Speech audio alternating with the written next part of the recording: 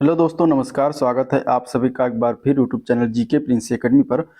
और हम लोग बात कर रहे थे इलाहाबाद हाई कोर्ट के एग्जाम्स का प्रैक्टिस सेट कर रहे थे। उसमें ये आज का 24वां प्रैक्टिस सेट होगा।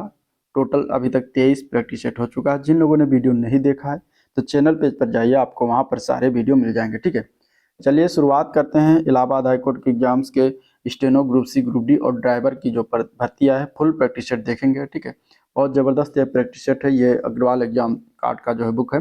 और चलिए इसी से हम देखते हैं। सबसे पहले हम हिंदी के क्वेश्चन देखेंगे, फिर इंग्लिश के देखेंगे, इसके बाद जीएस के देखेंगे, सबसे लास्ट में हम मैथ के क्वेश्चन करने वाले हैं। तो वीडियो को एंड तक बने रहिएगा, तभी इसका आपको भरपूर फायदा मिल पाएगा। स्टार्ट करते हैं। स्टार्ट करने से पहले अगर आप लोग चैनल पर नए हैं, अभी तक सब्सक्राइब नहीं किया, चैनल को सब्सक्राइब करना मत भूलिएगा। ठीक है, साथ ही साथ वीडियो को भी लाइक करिएगा और अपने दोस्तों में शेयर करिएगा। करंट अफेयर का मैंने 2 वीडियो डाला हुआ है जो कि आपके इस एग्जाम्स के लिए बहुत ही हेल्पफुल है। तो वो आपका प्लेलिस्ट बना दिया, वहाँ पर आपको मिल जाएगा। आप लोग उसको जरूर देखिएगा करंट अफेयर का। ठीक है, या फिर डिस्क्रिप्शन बॉक्स में जाएंगे, वहाँ से आप लिंक वहाँ से ले सकते हैं। चलिए हिंदी के क्वेश्चन देखते हैं। तो पहले दिया गया है प्रश्न संख्या 1 से लेकर 5 तक आपको गद्यांश को पढ़कर इसका उत्तर देना। ये आपका गद्यांश है, ये आप पढ़िएगा। और हम चलते हैं क्वेश्चन की तरफ। पहला क्वेश्चन इसमें क्या दिया गया है? दिया गया है कि वैज्ञानिक दृष्टि का अपेक्षाकृत अभाव होता है। तो जब आप गद्यांश पढ़ेंगे तो इसमें आपको इस क्वेश्चन का आंसर निकल के आएगा सी पार्ट, कि साहित्य शास्त्री में क्या होता है? वैज्ञानिक दृष्टि का अपेक्षाकृत अभाव होता है। तो राइट आंसर सी ऑप्शन हो जाएगा। ठीक है, नेक्स्ट क्वेश्चन है, मानव शरीर को यंत्रवत कहा गया क्यों कहा गया है? तो गद्यांश को पढ़ने के बाद, क्योंकि अवयव रूपी पूर्णों के विकृत होने से यंत्रवत जो होता है वह निष्क्रिय हो जाता है। तो यहाँ आंसर क्या हो जाएगा? बी ऑप्शन इसका राइट हो जाएगा। ठीक है, बी ऑप्शन इसका राइट है। चलिए नेक्स्ट क्वेश्चन देखते हैं। क्वेश्चन नंबर 3 देखते हैं। कुछ इस तरीके से दिया गया है। ठीक है, क्वेश्चन नंबर 3 ये है, दिया गया है शल्य चिकित्सकों के द्वारा स्वीकार की गई दायित्वपूर्ण चुनौती क्या थी? तो शल्य चिकित्सकों के द्वारा गद्यांश को पढ़ने के बाद आंसर निकल के आएगा बी पार्ट, अंग प्रत्यारोपण द्वारा शरीर को सामान्य बनाना ये चुनौतीपूर्ण रहा था। तो आंसर बी ऑप्शन राइट हो जाएगा। क्वेश्चन नंबर 4 में दिया गया है कि अनुच्छेद में मतलब गद्यांश में प्रयुक्त निरामय शब्द का पर्यायवाची बताना है। निरामय शब्द का क्या पर्यायवाची होता है यह बताना है, जो कि गद्यांश में प्रयुक्त हुआ है। तो निरामय शब्द का पर्यायवाची होता है स्वस्थ। क्या होता है? स्वस्थ। आंसर सी ऑप्शन राइट है। चलिए क्वेश्चन नंबर 5 दिया गया है, मानव को सृष्टि का लघु रूप माना गया क्यों? मानव की सृष्टि का लघु रूप माना गया क्यों? क्योंकि मानव मन में जो घटित होता है वही सृष्टि में घटित होता है। तो यहाँ आंसर क्या हो जाएगा? डी ऑप्शन राइट है। चलिए क्वेश्चन नंबर 5 के बाद अब हम देखते हैं क्वेश्चन नंबर 6। अब क्वेश्चन नंबर 6 जो होगा आपका कुछ इस तरीके से है। इसमें क्या है? सूची दिया गया है, सूची 1 को सूची 2 से मिलान करना है। सूची 1 को सूची 2 से मिलान करना। और इसमें देखिए क्या क्या चीजें हैं, संज्ञा के भेद से सुमेलित करना और सही उत्तर देना है। ठीक है, अब यहाँ जुलाई दिया गया है, महीना दिया गया है, कुंज और पानी, ये बताना है किस प्रकार की संज्ञा का उदाहरण है। तो देखिए जुलाई जो है वो किस प्रकार की संज्ञा का उदाहरण, तो जुलाई जो होता है ये व्यक्तिवाचक संज्ञा का उदाहरण होता है। तो ए का फर्स्ट हो जाएगा। ठीक है, इसके बाद दिया गया है जो है मैना, तो मैना किस प्रकार का उदाहरण, तो मैना जो होता है ये जातिवाचक संज्ञा का उदाहरण है। इसके बाद कुंज जो है, कुंज क्या है? कुंज है समूहवाचक संज्ञा का उदाहरण। और इसके बाद पानी जो होता है यह द्रव्यवाचक में आएगा। तो यहाँ इस तरीके से मिलान कर देंगे। राइट आंसर क्या हो जाएगा? इसका डी ऑप्शन करेक्ट है। ठीक है, राइट आंसर क्या हो जाएगा? डी ऑप्शन इसका राइट है। चलिए क्वेश्चन नंबर 6 देखते हैं, इनमें से कौन सा शब्द पुरुषवाचक सर्वनाम से संबंधित नहीं है? ठीक है, पुरुषवाचक सर्वनाम।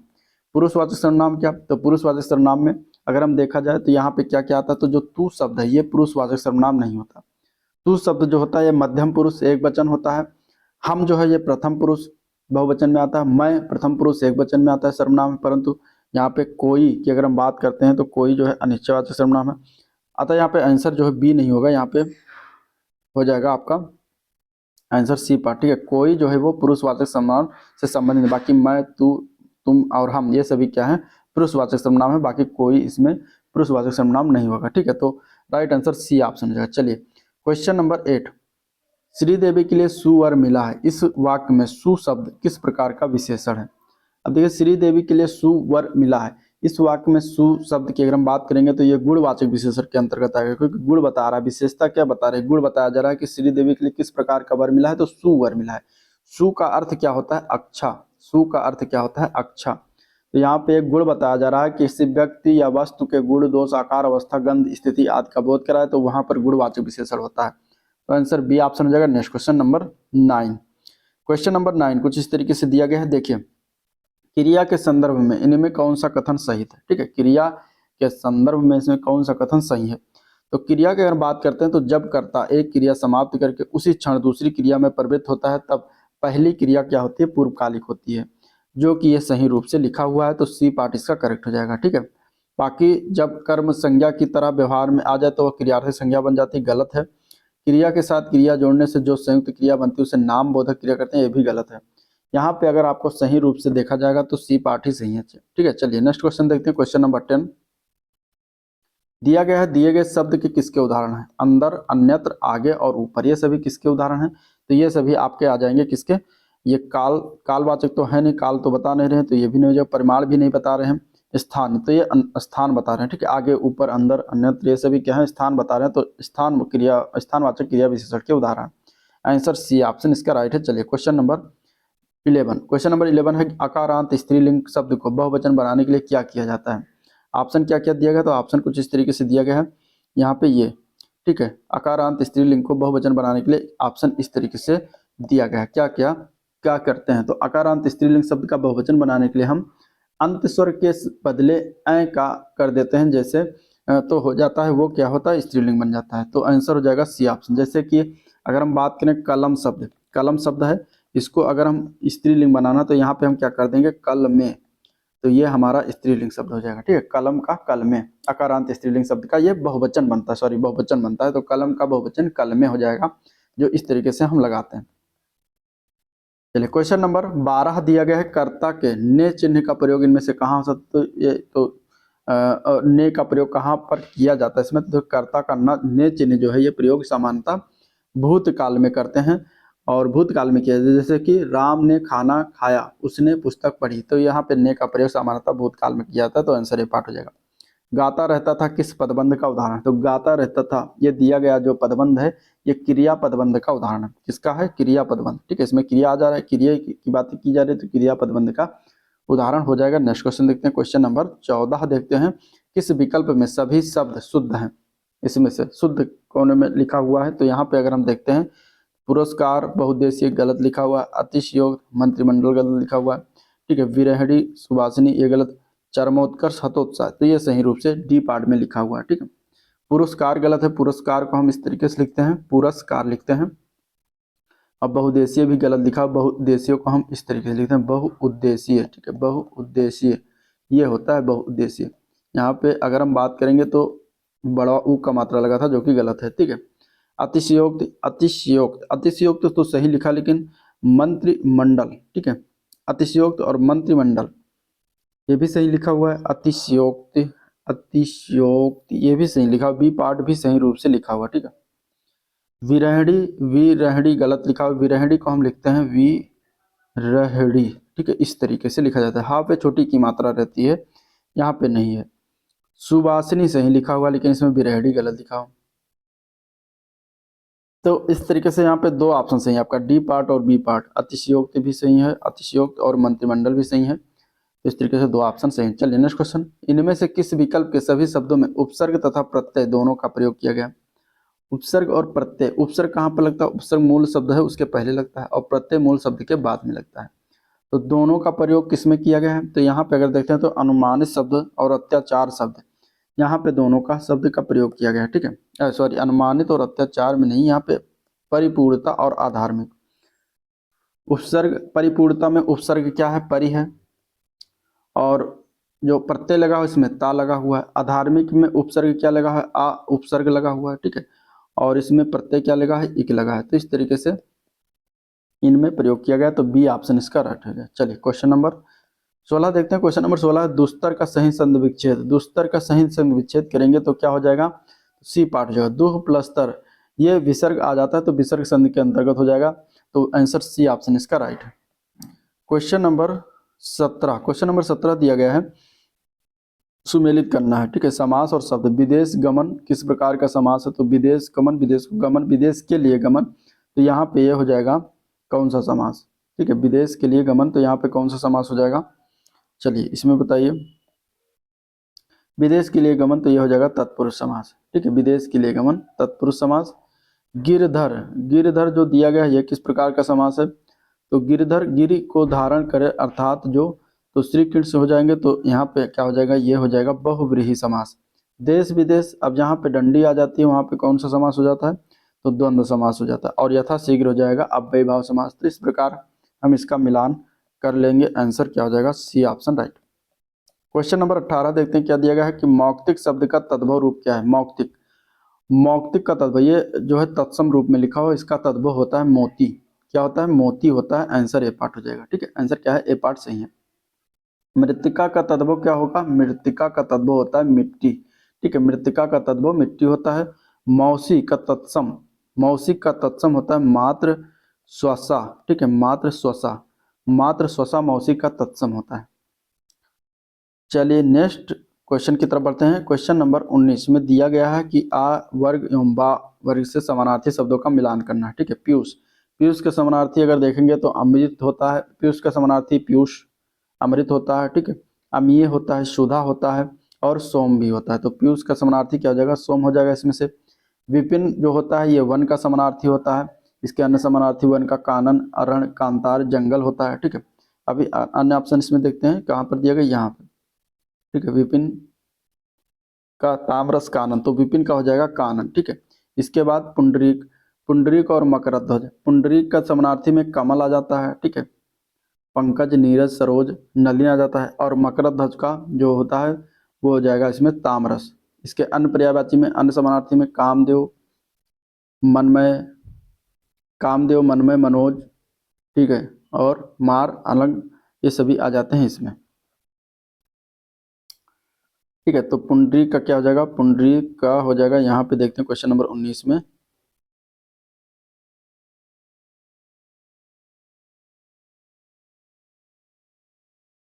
ठीक है, सोम जो हो जाएगा ये हो जाएगा कहाँ पर है यह, मकर ध्वज। मकर ध्वज की अगर हम बात करते हैं तो सी पार्ट इसमें सही है, सी का तीसरा सही है और डी का पहला हो जाएगा, डी का पहला हो जाएगा। ठीक है,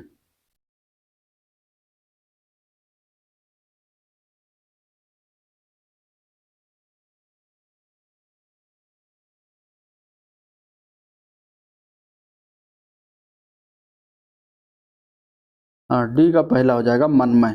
ठीक है, डी का पहला हो जाएगा मनमय। मकर ध्वज का अगर देखा जाए तो मकर ध्वज जो होता है ये इसका पर्याय जो है समानार्थी होता है मकर ध्वज। ये मनमय जो होता है मकर ध्वज का समानार्थी होता है। ठीक है, पीयूष का सोम होता है, विपिन का कानन हो जाएगा और पुंडरीक का ताम्रस हो जाएगा। तो ये आपका इस प्रकार सी पार्ट सही हो जाएगा। चलिए नेक्स्ट क्वेश्चन देखते हैं। क्वेश्चन नंबर 20, श्याम को भगवान पर जितनी अनुरक्ति है उसकी पत्नी की उतनी ही भगवान पर थी। रेखांकित शब्द के विपरीत बताना, इसे अनुरक्ति का विपरीत बताना। अनुरक्ति का विपरीत क्या होता है, क्वेश्चन नंबर 20 में अनुरक्ति का विपरीत होता है विरक्ति। आंसर डी ऑप्शन राइट है। चलिए क्वेश्चन नंबर 21, जिस पर हमला ना किया गया इसके लिए एक शब्द क्या है, तो जिस पर हमला ना किया गया इसके लिए हम कहते हैं अनाक्रांत। अनाक्रांत हो जाएगा ए पार्ट। चलिए नेक्स्ट क्वेश्चन, 80 की आमद 90 खर्च, इस लोकोक्ति का अर्थ क्या होता है, तो 80 की आमद 90 खर्च का मतलब होता है आय से अधिक खर्च। ठीक है, तो आंसर क्या हो जाएगा, D part. Answer D part है। नेक्स्ट क्वेश्चन नंबर 23, निम्नलिखित में से वाक्य का सही वाक्य भेद बताना है। पुस्तक बाजार में बहुत महंगी थी इसलिए पुस्तकालय से ले ली।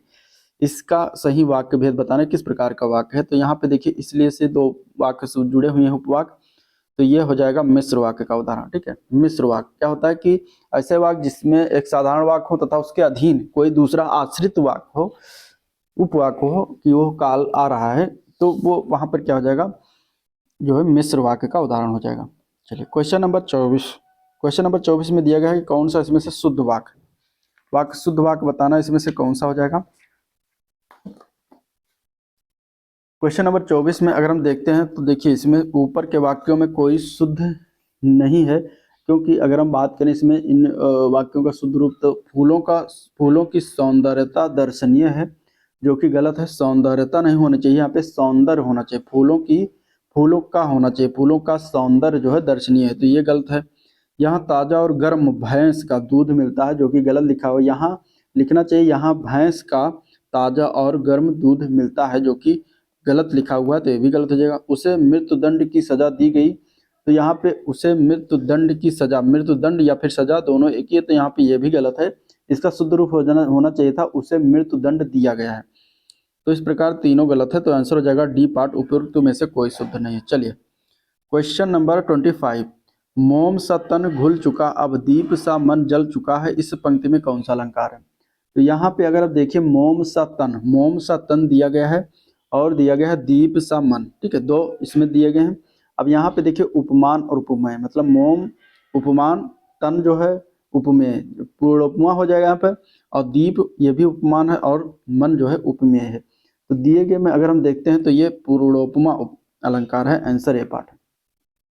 ठीक है, आंसर क्या हो जाएगा? A part. तो ये हो गया क्वेश्चन नंबर 25, मतलब कि हिंदी के कंप्लीट। अब हम देखेंगे इंग्लिश के क्वेश्चन। तो इस तरीके से वीडियो को लाइक और चैनल को सब्सक्राइब करना आपका काम है, वो जल्दी जल्दी कर दीजिएगा जो लोग नहीं किए हुए हैं सब्सक्राइब। ठीक है, इंग्लिश के क्वेश्चन में पहला देखें, क्वेश्चन नंबर 26 से लेकर 30 तक आपको पैसेज दिया गया है और उस पैसेज से आपको आंसर देना है। ठीक है, 26 से लेकर क्वेश्चन नंबर 30 तक। तो आप लोग पैसेज को पढ़िएगा, ये पहला पैसेज का ये पहला पॉइंट है। इसके बाद इसमें और पॉइंट 2 पॉइंट दिया गया है। ये पहला पॉइंट हो गया पैसेज का। अब दूसरा पॉइंट इसमें पैसेज का ये दिया गया है, पढ़ लीजिएगा। पहले पॉइंट की पहला पॉइंट काफ़ी बड़ा है, ये इस तरीके से पहला पॉइंट हो गया। ठीक है, इतना। फिर हो गया ये दूसरा point, if an invention is the result of countless trials and errors so can be the case with innovation. ये आप पढ़िएगा। ठीक है, फिर इसके बाद तीसरा पॉइंट ये दिएगा, फिर इसके बाद चौथा पॉइंट दिएगा, फिर पांचवा पॉइंट दिएगा। ठीक है, फिर इसके बाद 26 नंबर क्वेश्चन इसी पैसेज से दिए गए हैं। क्या दिया गया है कि the main idea of the author is to dash in the given passage, मतलब कि अथर का इसमें से इसका विचार क्या है? तो अथर का मुख्य विचार यह है इसमें से, ये इस पैसेज के माध्यम से बताना चाहता है कि इनोवेटर्स और इन्वेंटर्स में क्या मतलब जो है तुलना करना चाहता है, इसमें अंतर क्या है। ठीक है, ये बताना चाहता है। तो यहाँ पे हो जाएगा कंपेयर इनोवेटर्स एंड इन्वेंटर्स, तो कंपेयर कर रहा है यहाँ पे। ठीक है, पॉइंट टू पॉइंट देख के, तो आंसर हो जाएगा डी ऑप्शन। चलिए, velcro can be best described as, ठीक है, तो वेलक्रो को एक आकस्मिक आविष्कार यानी कि एक्सीडेंटल इन्वेंशन के रूप में जो है वर्णित किया जा सकता है। तो आप जब पढ़ेंगे पैसेज को तो आपका आंसर निकल के आएगा बी पार्ट। वेलक्रो का अर्थ होता है नायलॉन से बने हुए कपड़े के हिस्सों को जोड़ने का एक विशेष धागा होता है जिसको बेल्को यानी बेल्को नामक धागा कहा जाता है। चलिए अगला क्वेश्चन है, which of the following statement from the passage clearly indicates failure. देखिए यहाँ अगर हम देखें, जब आप पैसेज को पढ़ेंगे तो आपको यहाँ पे निकल के आएगा इसमें कौन सा ऑप्शन, तो ऑप्शन नंबर सी निकल के आएगा, not every innovation sees the light of the day. ठीक है, यहाँ पे ये फेल्योर को इंगित करता है। पैराग्राफ के सेकंड जो पार्ट देखेंगे तो उसमें आपको इसमें निकल गएगा, see the light of the day का अर्थ होता है चलन में आना। क्वेश्चन नंबर 29 है, which of the following statement does not hold true in light of the passage. तो पैसेज के अनुसार जब आप पढ़ेंगे तो विकल्प बी जो लिखा हुआ है invention is the same as innovation, इस ये प्रयुक्त कथन सही नहीं है। ठीक है, इन्वेंशन और इनोवेशन घनिष्ठ रूप से लिंक है पर वो इंटरचेंजेबल नहीं है। तो आपका बी ऑप्शन यहाँ पे राइट हो जाएगा। चलिए question number 30, which part of speech is underlined word in the sentence given below. तो यहाँ पे while innovation that have help to enhance the quality of life, यहाँ पे व्हाइल शब्द में बताना है कि कौन सा part of speech, part of speech मतलब कि इसमें ये किस प्रकार के पार्ट ऑफ स्पीच से जुड़ा हुआ है। तो रेखांकित शब्द व्हाइल जो है एक कंजंक्शन के रूप में यहाँ पे प्रयोग किया गया है। ठीक है, तो सी पार्ट इसका राइट हो जाएगा। कंजंक्शन जो वाक्यांशों को जोड़ता है, वाक्यों को जोड़ता है, कंजंक्शन, यहाँ पे व्हाइल का अर्थ हो जाएगा उस समय जब या फिर जब, ड्यूरिंग द टाइम दैट। चलिए क्वेश्चन नंबर 31 अब देखते हैं। क्वेश्चन नंबर 31 में हमें फिल इन द ब्लैंक्स करना है। Due to some technical emergency the helicopter was suppose to land on a dash occupied piece of land, यहाँ पे क्या भरा जाएगा ये बताना। तो इस ऑप्शन में अगर हम देखेंगे तो यहाँ पे वेकेंट का प्रयोग किया जाएगा, क्योंकि वेकेंट का अर्थ होता है खाली स्थान। यहाँ पे ऑक्युपाइड ऑप्शन में लिखा हुआ है, ऑक्युपाइड जो है काम मतलब ब्रैकेट में लिखा हुआ है, इसका मतलब कि इसके ऑक्युपाइड का अर्थ हो जाता है अधिकृत या भरा हुआ या कब्जा किया हुआ। तो इसकी जगह पे हम अगर कोई इमरजेंसी टेक्निकल इमरजेंसी अगर आ गई तो हेलीकॉप्टर को सपोर्ट लैंड मतलब कहाँ पर उसको उतारा जाए, तो जहाँ पर खाली स्थान हो मतलब वेकेंट यहाँ पे भरा जाएगा। ठीक है, तो आंसर इसका हो जाएगा डी ऑप्शन। चलिए अगला प्रश्न देखते हैं, क्वेश्चन नंबर 32। क्वेश्चन नंबर 32 में हमें बताना है कहाँ पर एरर किया गया है। अब 32 में क्वेश्चन इस तरीके से दिया गया है, यहाँ पे हमें बताना है कि किस पार्ट में एरर है। ठीक है, पहला पार्ट है mathematics increasingly revealed truths itself that utterly confounded the, इसके बाद एक्सपेक्टेशन ऑफ फिलोसफर्स। ठीक है, तो यहाँ पर ये तीसरा होगा। चौथा अगर पॉइंट कहीं पर एरर नहीं तो 4 पॉइंट को चुन सकते हैं। तो क्वेश्चन नंबर यहाँ पे अगर देखा जाए तो गलती किया गया है दो, पहले वाले में ही गलती है। ट्रुथ जो लिखा हुआ है ट्रुथ्स नहीं होता, ट्रुथ होता है, यहाँ पे TRUTH होना चाहिए, ना कि ट्रुथ्स। तो यहाँ पे गलती ए पार्ट में किया गया, ठीक है। चलिए क्वेश्चन नंबर अगला देखते हैं 33 में हमें बताना है identify the segment which contain the grammatical error. कहाँ पर? Opening the door of the cage means free for the body, गलती कहाँ पर किया गया? यहाँ पे भी ग्रामेटिकल एरर बताना। तो यहाँ पे मीन्स फ्री जो लिखा हुआ है ये त्रुटिपूर्ण है, क्योंकि फ्री के स्थान पर यहाँ पे मीन्स फ्रीडम होना चाहिए था, तो गलती मीन्स फ्री में है, ठीक है। तो आंसर हो जाएगा जो है डी ऑप्शन। चलिए choose the incorrectly spelled word, कौन सा इसमें से गलत वर्ड लिखा हुआ है? तो यहाँ अगर देखते हैं तो कोरियर सही है, कोर्स सही है, फिटर सही है। वेस्ट गलत है, या वेस्ट वेस्ट नहीं होता, VAST होता है, वेस्ट होता है। वेस्ट मतलब बर्बाद करना, ठीक है। चलिए select the most appropriate synonyms, synonyms बताना है, मतलब कि पर्यायवाची होता है। सिनोनिम्स का अर्थ क्या होता है? पर्यायवाची बताना है। किस शब्द का? मार्वलस का पर्यायवाची बताना है। मार्वलस का अर्थ क्या होता है? मार्वलस का अर्थ होता है आश्चर्यजनक। आश्चर्यजनक इसका अर्थ होता है, तो इसका पर्यायवाची क्या हो जाएगा? वंडरफुल। इसमें से क्या हो जाएगा? Wonderful. Answer D option right हो जाएगा, ठीक है। चलिए अगले क्वेश्चन में हमें बताना है एंटोनिम, किसका? ग्रेटिट्यूड का एंटोनिम बताना है। ग्रेटिट्यूड का मतलब क्या होता है? ग्रेटिट्यूड मतलब होता है किसी को धन्यवाद देने की इच्छा, तो उसको हम कहते हैं ग्रेटिट्यूड।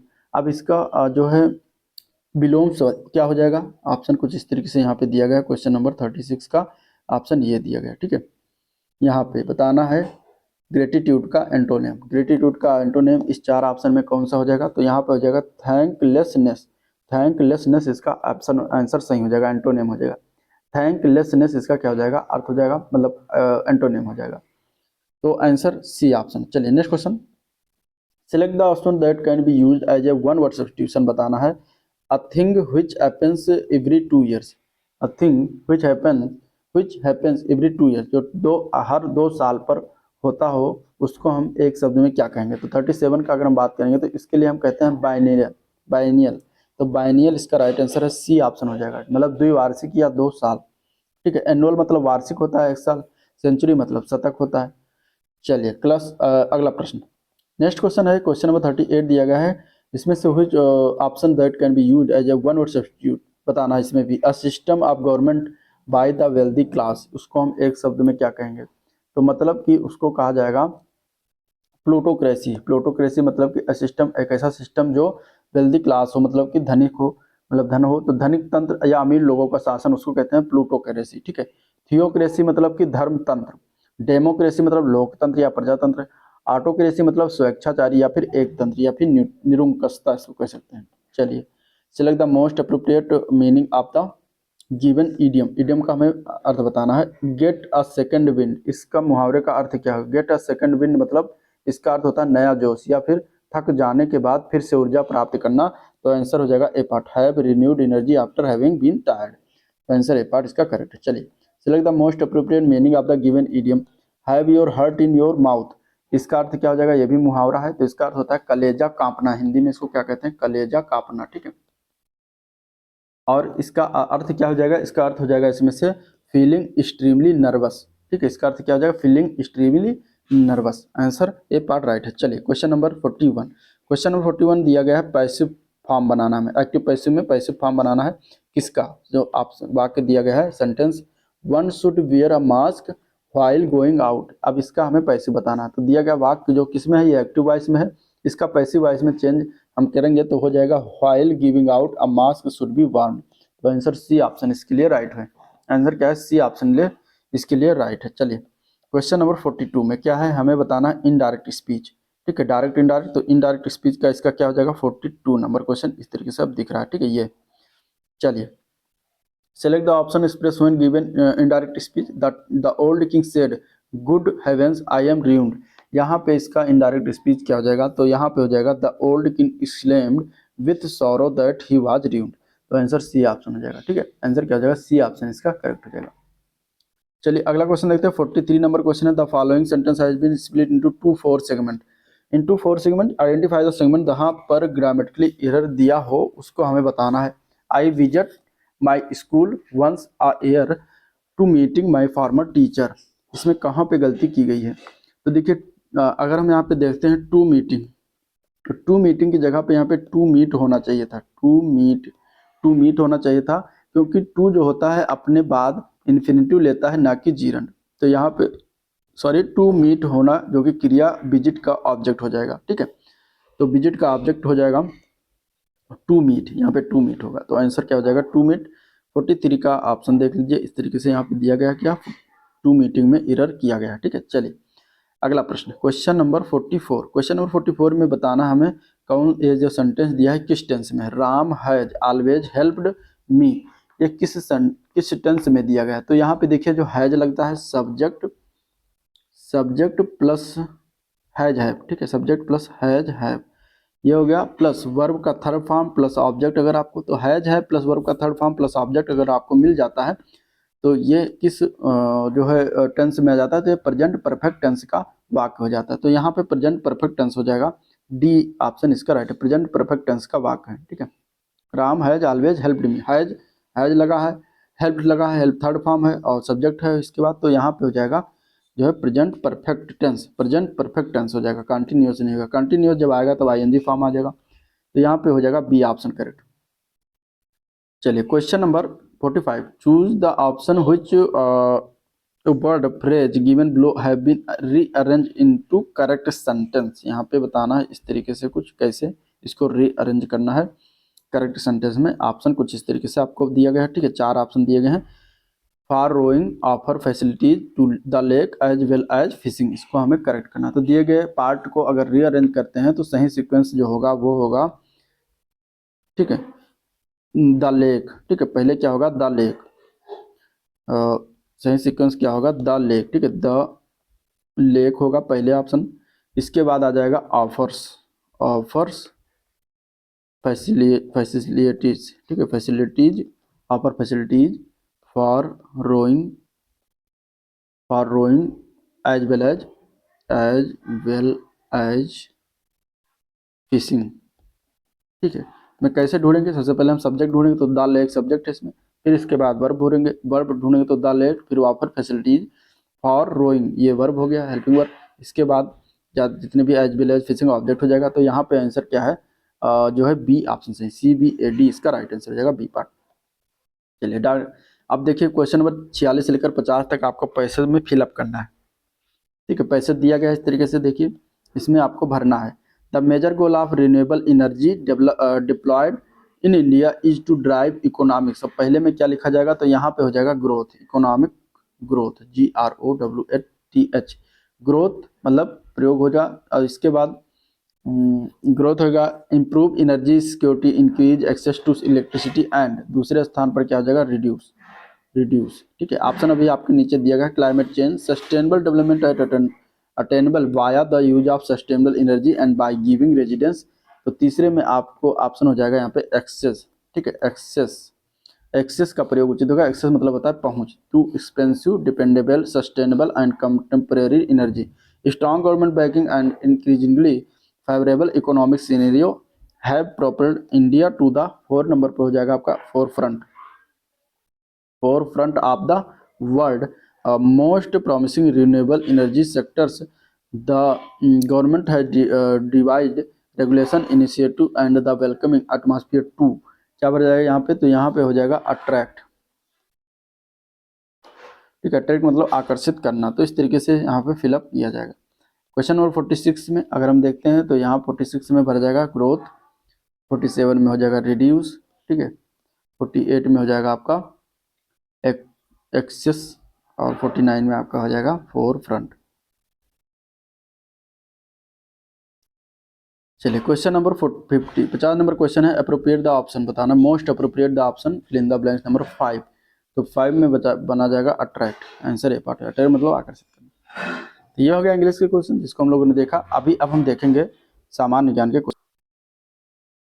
तो 51 नंबर क्वेश्चन दिया गया है, तीसरी बौद्ध परिषद किस शहर में आयोजित की गई थी। ठीक है, बौद्ध परिषद, तीसरी बौद्ध संगीत जो हुई थी कौन से शहर में आयोजित किया गया था, तो ये हुआ था पाटलिपुत्र में। ठीक है, यहाँ पे तीसरी बौद्ध संगीत जो हुई थी 250 ईसा पूर्व में हुआ था, और ये पाटलिपुत्र शहर में हुआ था, सम्राट अशोक के संरक्षण में हुआ था। ठीक है, इसका अध्यक्ष का नाम था मोगलपुत्र तिस, ये भी याद रखिएगा। नेक्स्ट क्वेश्चन देखते हैं, क्वेश्चन नंबर अगला है 52 नंबर क्वेश्चन है, चंद्रगुप्त द्वितीय के कार्यकाल में निम्न में से किसी ने भारत का दौरा किया था। तो यह किया था फाहियान के द्वारा, ठीक है, फाहियान आया था, तो आंसर हो जाएगा ए पार्ट। चलिए अगला प्रश्न है, निम्नलिखित में से भारतीय राज्यों में से किस में से कर्क रेखा नहीं गुजरती? तो इसमें से कर्क रेखा की बात करेंगे तो कर्क रेखा इनमें से उत्तर प्रदेश में होकर नहीं गुजरती है। कितने राज्यों से होकर गुजरती है? तो 8 राज्यों से। कौन कौन राज्य है? तो गुजरात उसमें आ जाता है, गुजरात हो गया, राजस्थान हो गया, ठीक है, मध्य प्रदेश, मध्य प्रदेश के बाद इसमें आ जाता है आपका छत्तीसगढ़, छत्तीसगढ़, छत्तीसगढ़ के बाद आपका आ जाता है झारखंड, ठीक है, झारखंड, यहाँ से राज्यों से होकर गुजरती है। इसके बाद पश्चिम बंगाल, पश्चिम बंगाल के बाद आपके आ जाता है त्रिपुरा, ठीक है, त्रिपुरा, फिर आ जाता है मिजोरम। तो इतने राज्यों से, मतलब टोटल 8 राज्यों से होकर गुजरती है, जिसमें उत्तर प्रदेश आपका नाम नहीं आता, ठीक है। इसको आप एक मित्र पर गमछा झार, इस तरीके से आप जो है याद कर सकते हैं, मित्र पर गमछा झार, मित्र मतलब मध्य प्रदेश, त्रिपुरा, पर मतलब पश्चिम बंगाल, राजस्थान, गमछा मतलब गुजरात, मध्य प्रदेश, छत्तीसगढ़, और झार मतलब झारखंड। तो इस तरीके से आप याद रखते हैं। चलिए अगला प्रश्न, क्वेश्चन नंबर 54, हिंद महासागर कृत्रिम रूप से किस नहर के माध्यम से भूमध्य सागर से जुड़ा है? हिंद महासागर, तो वो नहर का नाम है स्वेज नहर, ठीक है। स्वेज नहर जो है लाल सागर को भूमध्य सागर से जोड़ती है, जो कि मिस्र की नील नदी की घाटी के निचले भाग की सिनाई प्रायद्वीप से पृथक करती है। तो आंसर यहाँ पे क्या हो जाएगा? स्वेज नहर। चलिए अगला प्रश्न देखते हैं, क्वेश्चन नंबर 55, निम्नलिखित में से कौन सी भाषा भारतीय संविधान की 8वीं अनुसूची में उल्लेखित अधिकारी भाषाओं में से नहीं है? इनमें से तो संस्कृत है, संथाली, कश्मीरी है, फारसी भाषा उसमें नहीं होगी, ठीक है, तो फारसी भाषा हो जाएगा, ठीक है। टोटल 22 भाषाओं का उसमें उल्लेख किया गया है, इसमें से फारसी भाषा उसमें से नहीं है। चलिए अगला प्रश्न देखते हैं, निम्नलिखित में से कौन सा प्राथमिक क्षेत्र का एक उदाहरण है? इनमें से प्राथमिक क्षेत्र का उदाहरण की अगर हम बात करेंगे तो उसमें आपका आ जाता है दुग्धालय, ठीक है। इसमें प्राथमिक क्षेत्र में और कृषि आ जाता है, वानिकी आ जाता है, ठीक है, इसको याद रखिएगा, ये सब क्वेश्चन पूछे जाते हैं। पशुपालन आ जाता है, पशुपालन, इसके अलावा आपका आ जाता है इसमें खनन, तो ठीक है, तो ये दुग्धालय भी प्राथमिक क्षेत्र में आएगा। इसके बाद द्वितीय क्षेत्र में कौन कौन से आ जाता है? तो विनिर्माण आ जाता है, विनिर्माण द्वितीय क्षेत्र में आएगा, ठीक है, विनिर्माण। और तृतीय क्षेत्र में अगर हम देखेंगे तो उसमें आपका सेवा क्षेत्र आ जाएगा, जैसे कि व्यापार हो गया, ठीक है, परिवहन है, संचार है, बैंकिंग है, शिक्षा है, स्वास्थ्य बीमा आदि सभी जो है तृतीय क्षेत्र में आते हैं। तो आंसर बी हो जाएगा। नेक्स्ट क्वेश्चन, आर्थिक सहयोग व विकास संगठन OECD का मुख्यालय कहाँ स्थित है? OECD का मुख्यालय है, ये आपका पेरिस में पड़ता है, ठीक है, फ्रांस में पेरिस में पड़ता है। इसमें सदस्य देशों की संख्या कितनी है? 35 है। इसकी स्थापना कब हुई थी? 1961 में हुआ था, ये भी याद रखिएगा। और फ्रांस के पेरिस शहर में इसका जो है मुख्यालय स्थित है, ठीक है। चलिए, मिश्र धातु गुलाब सोने में, सोने के अलावा अन्य कौन सी धातु शामिल होती है? तो गुलाब सोने में, मतलब जिसको रोज गोल्ड कहते हैं, इसमें सोने के अलावा तांबा शामिल होता है, तो आंसर डी ऑप्शन इसका राइट है। चलिए अगला प्रश्न, क्वेश्चन नंबर 59 दिया गया है, 1937 से लेकर 1950 तक उत्तर प्रदेश को किस नाम से जाना जाता था? 1937 से लेकर 1950 तक उत्तर प्रदेश को जो नाम था वो था संयुक्त प्रांत, ठीक है, क्या नाम था? संयुक्त प्रांत। 1947 में संयुक्त प्रांत नव स्वतंत्र भारतीय की एक प्रशासनिक इकाई बनी थी, और 1950 में नए संविधान लागू होने के बाद ही 12 जनवरी 1950 को संयुक्त प्रांत का नाम बदलकर उत्तर प्रदेश रख दिया, और 24 जनवरी 1950 को भारतीय राज्यों में उत्तर प्रदेश में शामिल कर दिया गया, 24 जनवरी को। तो आंसर हो जाएगा बी पार्ट। चलिए, ब्यास नदी का प्राचीन नदी नाम क्या था? तो ब्यास नदी का प्राचीन नाम है बिपाशा, आंसर बी पार्ट हो जाएगा, ठीक है, बिपाशा। ब्यास जो नदी है प्राचीन नदी, उसका नाम क्या है? बिपाशा, ठीक है।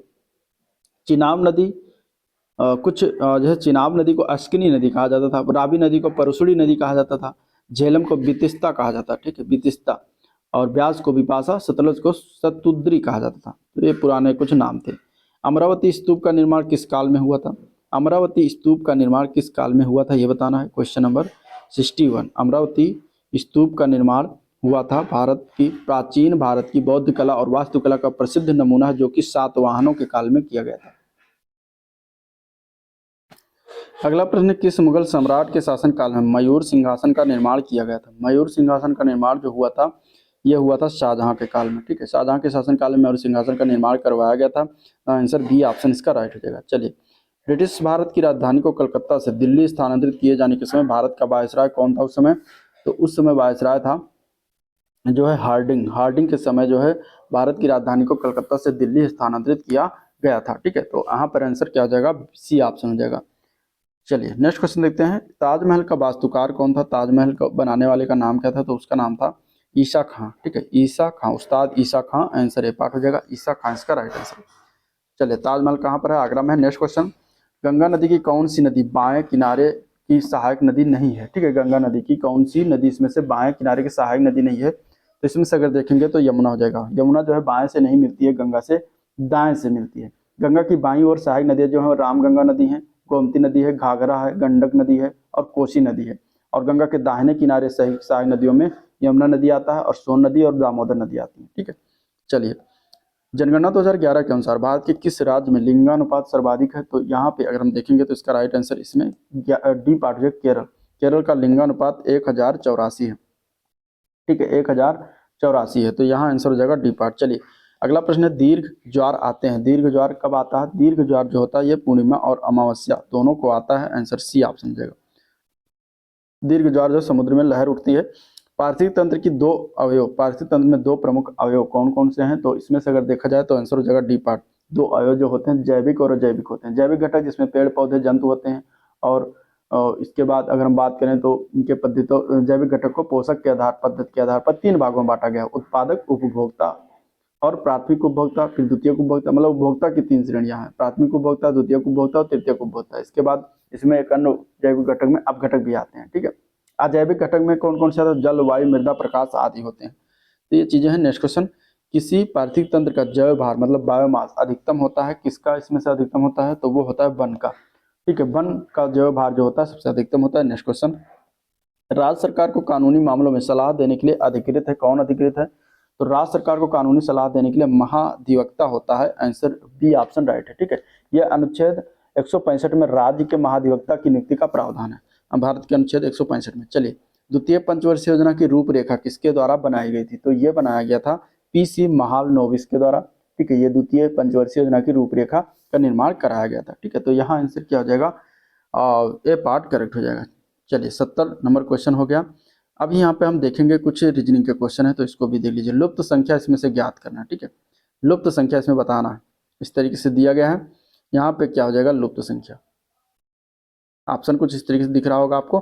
ठीक है, लुप्त संख्या ज्ञात करिए, ऑप्शन कुछ दिख रहा है। चलिए, इसमें बताना है कि लुप्त संख्या कौन सी होगी। अब 12, 3, 6, 5 ये पैटर्न के बजाय 63 आ रहा है, यहाँ पे 81 आ रहा है, ये पैटर्न मिला के, तो इसी पैटर्न को मिला के हमें बताना है कि इसमें कौन सा बीच में संख्या आएगी। तो यहाँ पे देखिए 12 - 5 अगर करते हैं, इसको घटाते हैं, 12 - 5 तो 7 आ जाता है, और 6 + 3 कर देते हैं तो 9 आ जाता है, और 9 × 7 कर देते हैं तो 63 आ जाता है। इसी तरीके से 13 - 4 करते हैं तो कितना आ जाता है? तो 7 आ जाता है, और 7 + 2 कर देते हैं तो 9 आ जाता है। ठीक है, तो इसको गुणा करेंगे, यहाँ पे 9 आएगा। ठीक है, 9 आएगा। 13 - 4 9 आएगा, और 7 2 ये दोनों जुड़ जाएगा तो 9 हो जाएगा, तो 9 × 9 हो जाएगा 81। तो इसी तरीके से यहाँ भी पैटर्न लगाएं तो 11 - 6 हो जाएगा 5, गुणे 8 + 5 होगा, यहाँ पे 8 5 13, तो 13 और गुणे 5 बराबर 65 के, तो बीच में क्या आ जाएगा? 65 संख्या आ जाएगी, सी पार्ट करेक्ट हो जाएगा। ठीक है, चलिए, अनुक्रम में अगला समूह का क्या होगा इसमें बताना है, सीरीज बताना है। A B B C D G H और जे के एल। अब इसके बाद कौन सा सीरीज आएगा? तो यहाँ पे अगर हम देखते हैं तो ए से बी जा रहा है, +1 हो रहा है, फिर इसके बाद बी से बी 0 हो रहा है, बी से सी जा रहा है, फिर +1, फिर सी से डी जा रहा है, यहाँ पे +1 हो रहा है, फिर डी से ई आ रहा है, +1 हो रहा है। ठीक है, फिर इसके बाद ई से जी जा रहा है तो यहाँ +2 हो रहा है, फिर जी से एच जा रहा है तो +1 हो रहा है, फिर एच से के जा रहा है तो +3 हो गया, इसके बाद के से एल जा रहा है तो +1 हो रहा है, फिर अब यहाँ पे क्या होगा? एल से +4 जाएगा। ठीक है, +4 जाएगा तो एल से +4 जोड़ेंगे तो पी हो जाएगा। ठीक है, इसी प्रकार पी में +1 जोड़ देंगे तो क्या आ जाएगा हमारा? क्यू आ जाएगा। तो पी और क्यू यहाँ पे राइट आंसर हो जाएगा। पी और क्यू सीरीज में right answer A part correct हो जाएगा। चलिए, अज्ञात संख्या ज्ञात करना है। कहाँ पर ज्ञात करना है? यहाँ पर। क्या होगा संख्या? इन दोनों को पैटर्न को हमें मिलाकर बताना है कि यहाँ पे कौन सी संख्या होगी। ठीक है, तो जिस प्रकार यहाँ पर देखते हैं 12 और 8 दिया गया, तो 12 का अगर स्क्वायर करते हैं तो 144 हो जाता है, 8 का स्क्वायर करते हैं 64, इसको अगर हम घटाते हैं तो कितना आ जाता है? ये 80 आ जाता है। इसी प्रकार 16 का स्क्वायर करते हैं। ठीक है, 16 का स्क्वायर करेंगे 190, 7 का स्क्वायर 49। ठीक है, तो यहाँ पे क्या आ जाएगा? यहाँ पे 296 होगा। ठीक है, 7 और 7 7 49, 256 यहाँ पे होगा। ठीक है, तो यहाँ पे हो जाएगा 0 और यहाँ पे हो जाएगा 260। ठीक है, तो इस तरीके से आ गया। तो यहाँ पे हम 25 का स्क्वायर कर देंगे, 25 का स्क्वायर 625 और 21 का स्क्वायर हो जाता है, 21 का स्क्वायर कितना हो जाता है, 25 का स्क्वायर 625 और 21 का स्क्वायर इसमें हम कर देंगे, घटा देंगे। ठीक है, 21 का स्क्वायर हम इसमें घटा देंगे। तो ये जब घटाएंगे तो कितना हमारी वैल्यू आ जाएगी, तो 25 का स्क्वायर माइनस 21 का स्क्वायर, तो ये हो जाएगा 184। तो राइट आंसर 184 हो जाएगा। ये पैटर्न इसमें लागू होगा। चलिए क्वेश्चन नंबर 75 क्या दिया गया है कि उस संख्या युग्म का चयन करें जिसमें दो संख्याएं उसी प्रकार संबंधित जिस प्रकार निम्नलिखित संख्या युग्म दोनों संख्याएं से संबंधित है। तो 22:1 किस प्रकार संबंधित है, उसी प्रकार हमें ऑप्शन में बताना। तो 22:1 को, जैसे 22 है यहाँ पे 1 है तो 1 कैसे लाएंगे, तो 2 अगर भागे 2 कर देते हैं तो ये 1 क्या आ जाता है। तो इसी प्रकार अगर हम देखते हैं 93:3, तो 9 को अगर 3 से डिवाइड करेंगे तो 3 आ जाएगा, तो 3 इधर लिखा हुआ है, तो जो कि ये सही रूप से दर्शा रहा है। बाकी तो आंसर यही बी पार्ट हो जाएगा इसका। ठीक है, आंसर क्या हो जाएगा, बी पार्ट इसका करेक्ट हो जाएगा। ठीक है, आंसर बी पार्ट हो जाएगा। तो आंसर क्या हो जाएगा, बी पार्ट हो जाएगा। चलिए क्वेश्चन नंबर अब देखते हैं मैथ के क्वेश्चन, 75 क्वेश्चन और बाकी रह गए हैं। चलिए इसको भी देख लेते हैं, 25 क्वेश्चन और बाकी हैं। 76 नंबर क्वेश्चन दिया गया है कि ए के पास 63 ग्राम वजन वाले चांदी के सिक्के और बी के पास 77 ग्राम वजन वाले चांदी के सिक्के, यदि चांदी के सिक्कों का वजन पूर्णांकों में है और सभी सिक्कों के लिए समान है, तो ए और बी के पास एक साथ कम से कम कितने सिक्के हैं, ये हमें बताना है। ठीक है, ए और बी के पास कम से कम कितने सिक्के हैं, ये हमें बताना है।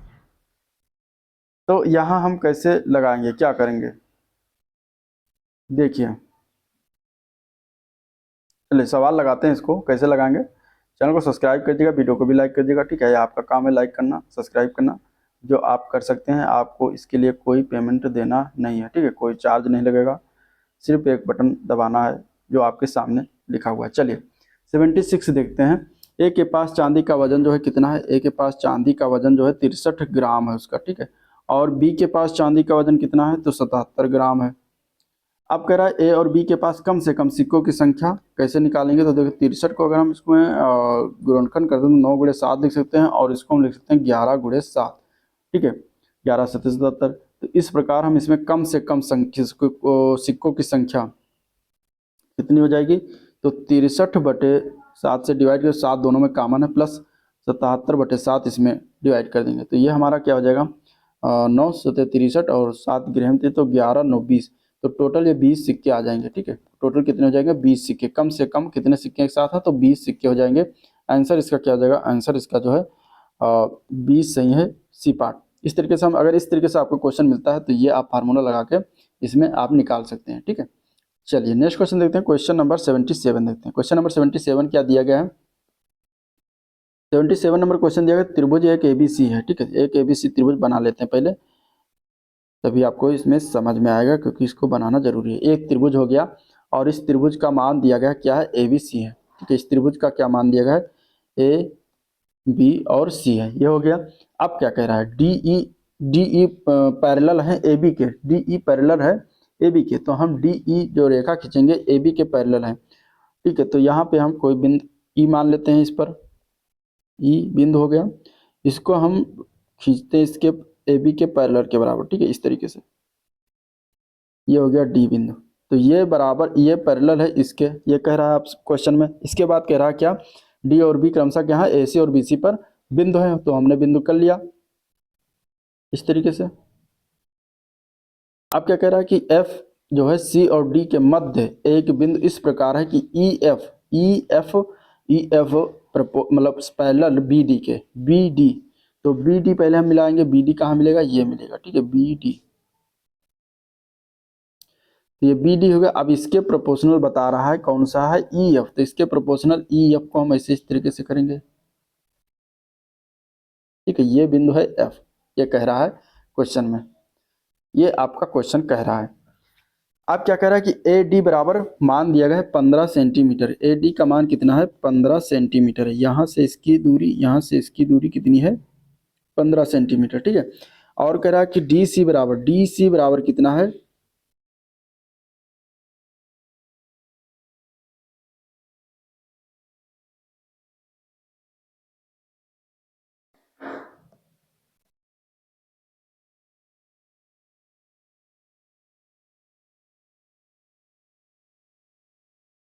डी सी बराबर दिया गया है 10 सेंटीमीटर, तो 10 सेंटीमीटर हो गया। ठीक है, इसके बाद कह रहा है कि अब तो सी एफ की लंबाई कितनी है, सी एफ, इसकी लंबाई हमें पूछा गया। किसकी लंबाई पूछा गया है, इसकी लंबाई हमें पूछा गया। ठीक है, इसकी लंबाई हम मान लेते हैं कि एक्स है। इसकी लंबाई हम कितनी मान लेते हैं, एक्स की, एक्स के मान लेते हैं। सी एफ की लंबाई कितनी, एक्स है। अब देखिए इसमें क्या करेंगे, इसमें कुछ थोड़ा थ्योरम लगाएंगे। क्या थ्योरम लगता है, आप सी एफ बराबर हमने मान लिया है, सी एफ बराबर एक्स के, तो त्रिभुज एबीसी में पहले देखेंगे। त्रिभुज एबीसी में हम देखेंगे, इसमें दिया गया है डीई, डीई पैरेलल है, डीई पैरेलल है एबी के, डीई पैरेलल एबी के। तो डीई अगर पैरेलल है एबी के, तो इसमें क्या हो जाएगा, इसमें हो जाता है C D upon A D बराबर सी ई अपान बी ई, ये हो जाएगा। ठीक है, ये अगर पैरेलल है तो ये हम इसको अनुपात में लिख सकते हैं। अब सी डी का मान दिया गया कितना, 10, ए डी का मान कितना दिया गया है, 15, और सी ई का मान कितना है, सी ई का मान हमें निकालना है। सी ई का मान नहीं दिया गया तो इसको हम ऐसे लिखते हैं, और बी ई का मान भी नहीं पता तो ऐसे लिखते हैं। तो यहाँ से सी अपान बी क्या हो जाएगा, 5 दूनी 10, 5 तियाँ 15, यानी कि ये हो जाएगा 2/3 के। ठीक है, ये 2/3 हो गया। अब दोबारा हम त्रिभुज लेंगे, कौन सा त्रिभुज लेंगे, बी डी सी में, त्रिभुज बी डी सी में। ठीक है, दोबारा हम त्रिभुज बी डी सी लेंगे, बी डी सी लेंगे। बी डी सी आप देखते थे, ये हो गया, ये हो गया बी, और ये हो गया सी। इस त्रिभुज को लेंगे, तो इस त्रिभुज में अगर आप देखते हैं तो यहाँ पे क्या क्या पैरेलल दिया गया है, तो यहाँ पे ई एफ पैरेलल दिया गया है, ई एफ पैरेलल दिया गया है बी डी के, ई एफ पैरेलल दिया गया बी डी के। तो यहाँ पर भी अनुपात निकालेंगे, तो अनुपात क्या हो जाएगा, सी ई अपान बी ई बराबर ये हो जाएगा C F upon F D के। ठीक है, ये हमारा आगे आ जाएगा अनुपातिक रूप से।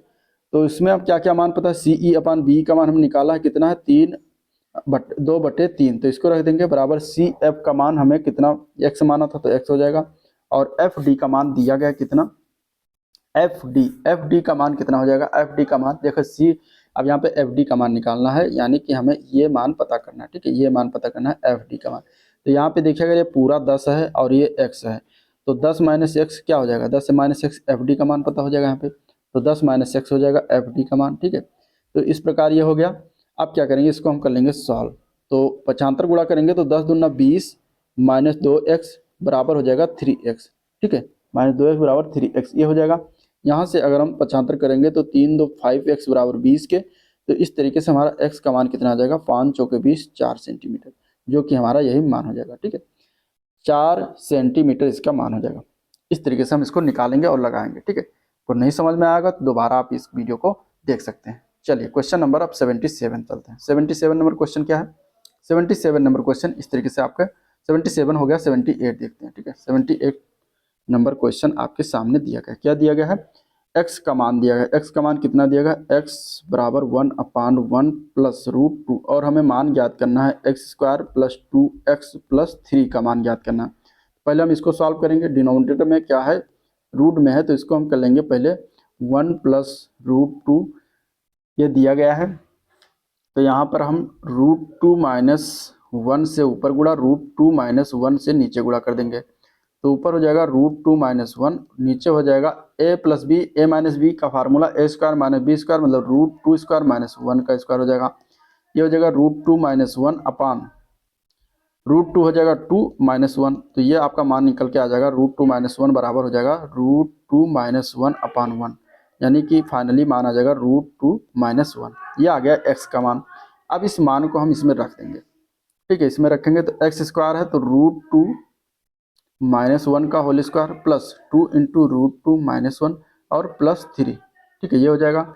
अब √2 माइनस 1 का होल स्क्वायर मतलब कि a माइनस बी का होल स्क्वायर, तो यहाँ पे 2 प्लस 1 माइनस 2 √2 हो जाएगा प्लस 2 √2, ये हो जाएगा माइनस 2 प्लस 3 हो जाएगा। यहाँ से देखिए 2 √2 माइनस प्लस है तो कैंसिल हो जाएगा, माइनस 2 प्लस 2 कैंसिल हो जाएगा, कितना बचेगा n प्लस 3, तो ये बराबर हो जाएगा 4 के। तो आपका राइट आंसर कितना हो जाएगा, 4 इसका राइट आंसर हो जाएगा। ठीक है, 4 इसका क्या हो जाएगा, राइट आंसर। इस तरीके से हम इसको लगा लेंगे। चलिए अगला प्रश्न देखते हैं, क्वेश्चन नंबर 78 के बाद क्वेश्चन नंबर 79 क्या दिया गया है, x की power 4 plus 5x³ plus 6x², ये बराबर अगर देखेंगे तो दिया गया है इसका हमें बराबर निकालना है, मतलब ये किसके किस मान के बराबर है।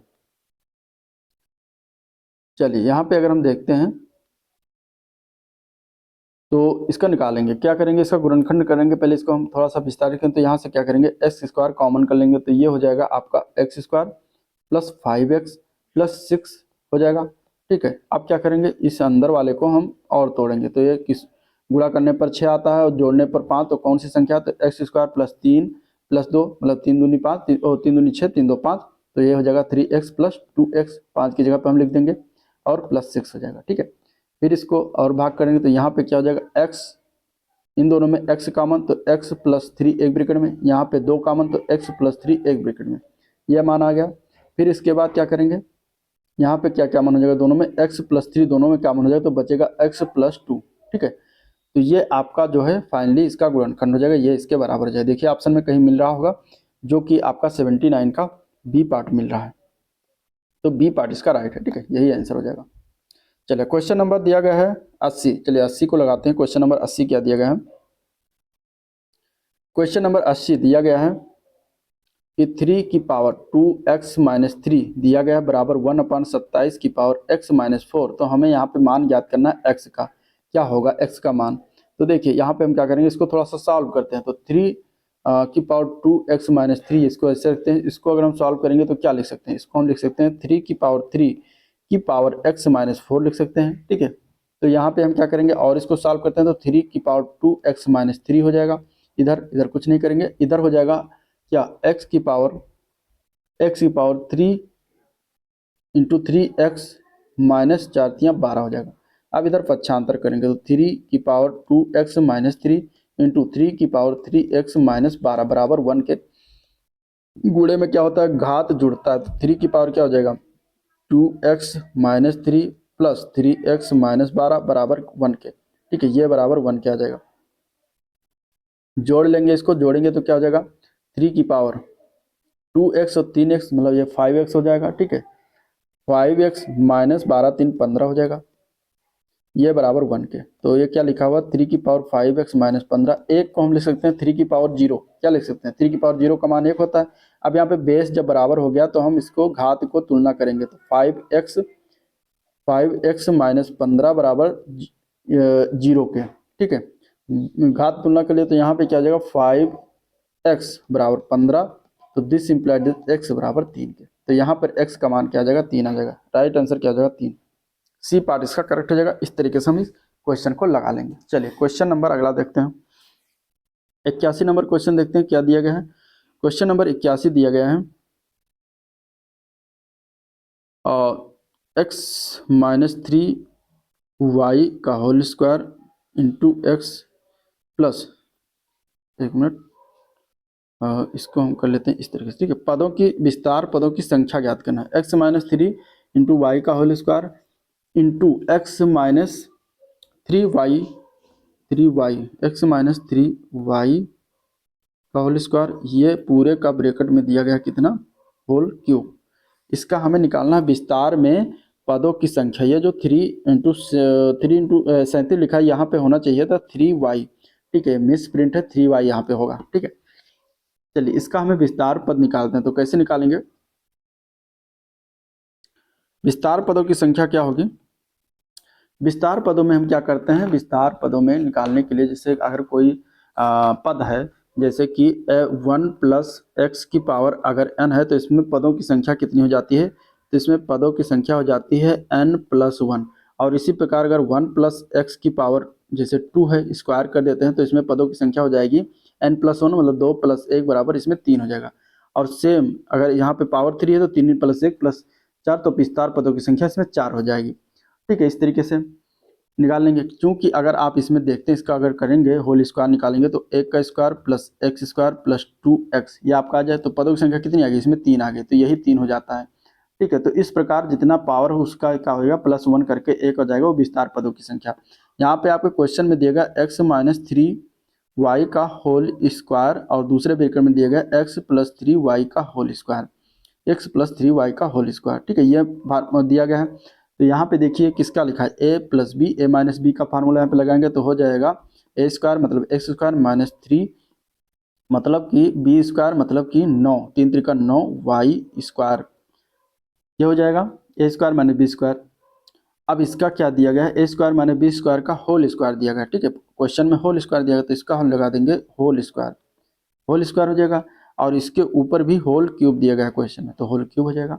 अब ये दो पद हैं, ठीक है, इसका होल स्क्वायर है, तो यहाँ पे अगर हम जो है करेंगे तो क्या हो जाएगा, इसको और थोड़ा सा कर लेते हैं सिम्प्लीफिकेशन। तो एक्स स्क्वायर माइनस 9 वाई का स्क्वायर का होल, ये गुणे में घात जो है तो बेस घात के ऊपर घात है तो गुणा हो जाता है, तो यहाँ पे 3 × 2 हो जाएगा 6, 3 × 2 6 हो जाएगा। तो हमारा ये फाइनली वैल्यू आ गई। तो यहाँ पे अब देखिए ए प्लस बी मतलब ए स्क्वायर प्लस बी स्क्वायर का होल स्क्वायर है, तो यहाँ पे अब पदों की संख्या कितनी हो जाएगी, अंदर 2 पद है, ऊपर इसकी पावर 6 है, तो 6 + 1 कर देंगे तो टोटल पदों की संख्या 7 आ जाएगी। आप इसको जब ओपन करिएगा तो आपको 7 पद इसमें दिखाई देंगे। तो यहाँ पर अगर किसी प्रकार भी इस तरीके से आप बनाएंगे ए प्लस बी के फॉर्म में, इसके बाद उस पर जो स्क्वायर आएगा मतलब जो भी उसके पास घात आएगा, घात में 1 जोड़ देंगे तो वो आपकी पदों की संख्या हो जाएगी। तो यहाँ पे 7 इसका पद हो जाएगा, 7 पद। आंसर ए पार्ट करेक्ट है। चलिए अगला क्वेश्चन देखते हैं, क्वेश्चन नंबर 82। क्वेश्चन नंबर 82 देखते हैं। क्वेश्चन नंबर 82 क्या दिया गया है।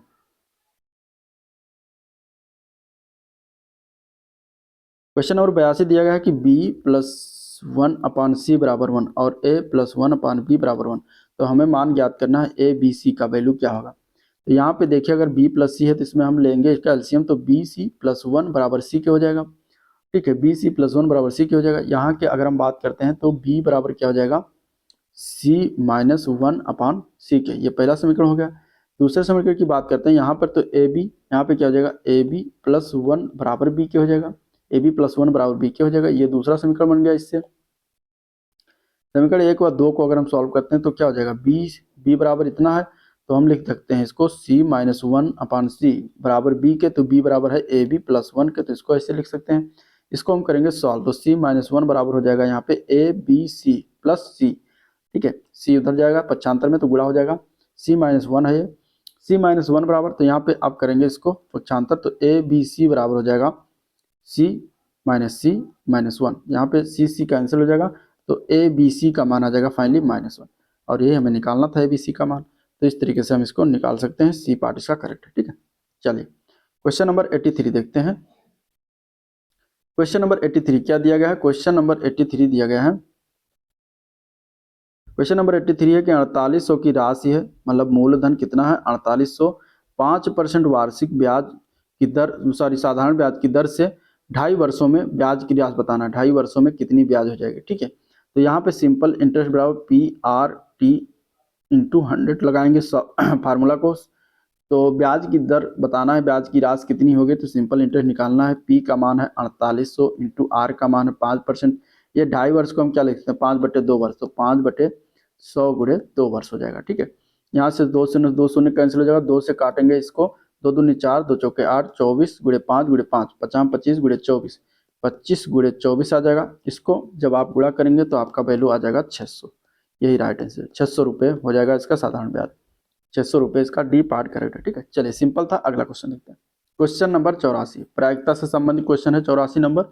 इसमें दिया गया कि एक बक्से में 5 सफेद गेंद है, 5 सफेद गेंद है, ठीक है, और 3 येलो गेंद है, पीली गेंद है, और 4 जो है रोज मतलब रोज गुलाबी गेंद है।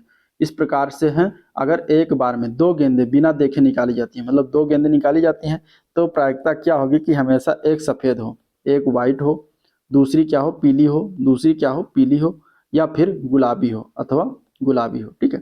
तो यहाँ पे इस तरीके से क्वेश्चन पूछा गया है प्रायिकता। चलिए अब एक बक्से में अगर 5 सफेद 3 पीली 4 गुलाबी में से अगर एक बार में 2 गेंदों को चुनने की कुल संभावना कितनी बनेगी, तो 2 गेंदों को चुनने में कुल संभावना इसकी बन जाएगी कितनी है, टोटल 5 3 8 4 12 टोटल गेंदें हैं, तो संभावना जो बनेगी, संभावना कुल संभावना जो बनेगी वो कितनी बन जाएगी, तो 5 3 8 4 12 12C2, अब 2 गेंदें चुननी है इसलिए 12C2 हो जाएगा, ठीक है, 12C2, ये इसकी संभावना कुल संभावना हो जाएगी। अब हमेशा एक सफेद और दूसरी पीली या फिर गुलाबी होने की संभावना जो निकलेगा वो क्या निकलेगा, तो वो निकलेगा 5C1, और एक सफेद तो 5C1 हो जाएगा, ठीक है, एक सफेद निकले तो 5C1, 5 वाइट है तो 5C1 बनेगा, इनटू अब पीली या गुलाबी निकलने के लिए तो पीली 3 पीली है तो 3C1 हो जाएगा, प्लस या गुलाबी तो 4C1 हो जाएगा, ये संभावना निकल के आएगा। तो जो प्रायिकता होगी वो क्या होगी, प्रायिकता प्रायिकता होगी वो क्या होगी, तो प्रायिकता के लिए क्या आएगा, जो आने वाली संभावना है बटा कुल संभावना कर देंगे तो हमारा मान निकल के आ जाएगा। मतलब कि 5C1 into 3C1 plus 4C1 बटे बटे आपका हो जाएगा 12C2। ठीक है, ये हमारा वैल्यू निकल के आएगा। अब इसको हम क्या करेंगे, कर लेंगे सॉल्व, बस हमारा वैल्यू निकल के आ जाएगा। 5C1 को हम क्या लिख सकते हैं, 5 फैक्टोरियल अपॉन 5 माइनस 1 का फैक्टोरियल अपॉन 1 फैक्टोरियल। इसको हम इस तरीके से 5C1 को लिख सकते हैं। अब इसी प्रकार हम 1 का फैक्टोरियल हो जाएगा। ठीक है, 1 का फैक्टोरियल, तो फैक्टोरियल में हम क्या करेंगे, इस तरीके से लगा देंगे। इसी प्रकार हम इंटू में जो है 3C1 तो 3 फैक्टोरियल अपान 3 माइनस 2, 3 माइनस 2 का फैक्टोरियल इंटू 1 का फैक्टोरियल। ठीक है, इसकी प्रकार प्लस 4 फैक्टोरियल, यहाँ पे 4 फैक्टोरियल अपान 4 माइनस 3 का फैक्टोरियल इंटू 1 का फैक्टोरियल। इस तरीके से नीचे क्या हो जाएगा, 12 का फैक्टोरियल अपान 12 माइनस 2 का फैक्टोरियल, यहाँ पे 2 है तो 2 का फैक्टोरियल और इंटू 2 का फैक्टोरियल, इस तरीके से हो जाएगा। ठीक है, अब इसको हम और सॉल्व करेंगे। कैसे सॉल्व करेंगे, देखिए, तो पहले हम डिलीट करते हैं।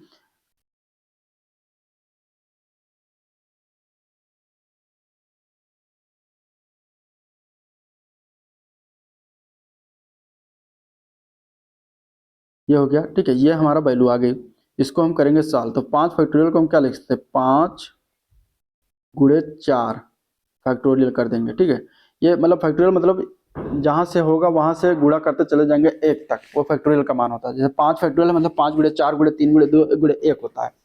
हम 4 फैक्टोरियल तो 5 गुणे 4 फैक्टोरियल तो ले जाएंगे, क्योंकि नीचे 5 माइनस 1 का फैक्टोरियल मतलब 4 का फैक्टोरियल हमें दिया गया है, इंटू 1 का फैक्टोरियल मतलब 1, तो इससे कोई मतलब नहीं। ये हमारा वैल्यू आ जाएगा। यहाँ पे हो जाएगा 3 का फैक्टोरियल मतलब 3 का फैक्टोरियल मतलब 3 गुणे 2 फैक्टोरियल लिख सकते हैं। नीचे हो जाएगा 3 माइनस 2 मतलब 1 का फैक्टोरियल इंटू 1 का फैक्टोरियल मतलब 1 1 हो जाएगा। ठीक है, 3 गुणे 2 गुणे 1 लिख सकते हैं। प्लस यहाँ पे 4 का फैक्टोरियल माइनस 3 का फैक्टोरियल मतलब 4 माइनस 3 मतलब 1 का फैक्टोरियल हो जाएगा। ठीक है, यहाँ पे देखिए थोड़ा एरर हो गया, इसको संभाल लेते देख लेते हैं।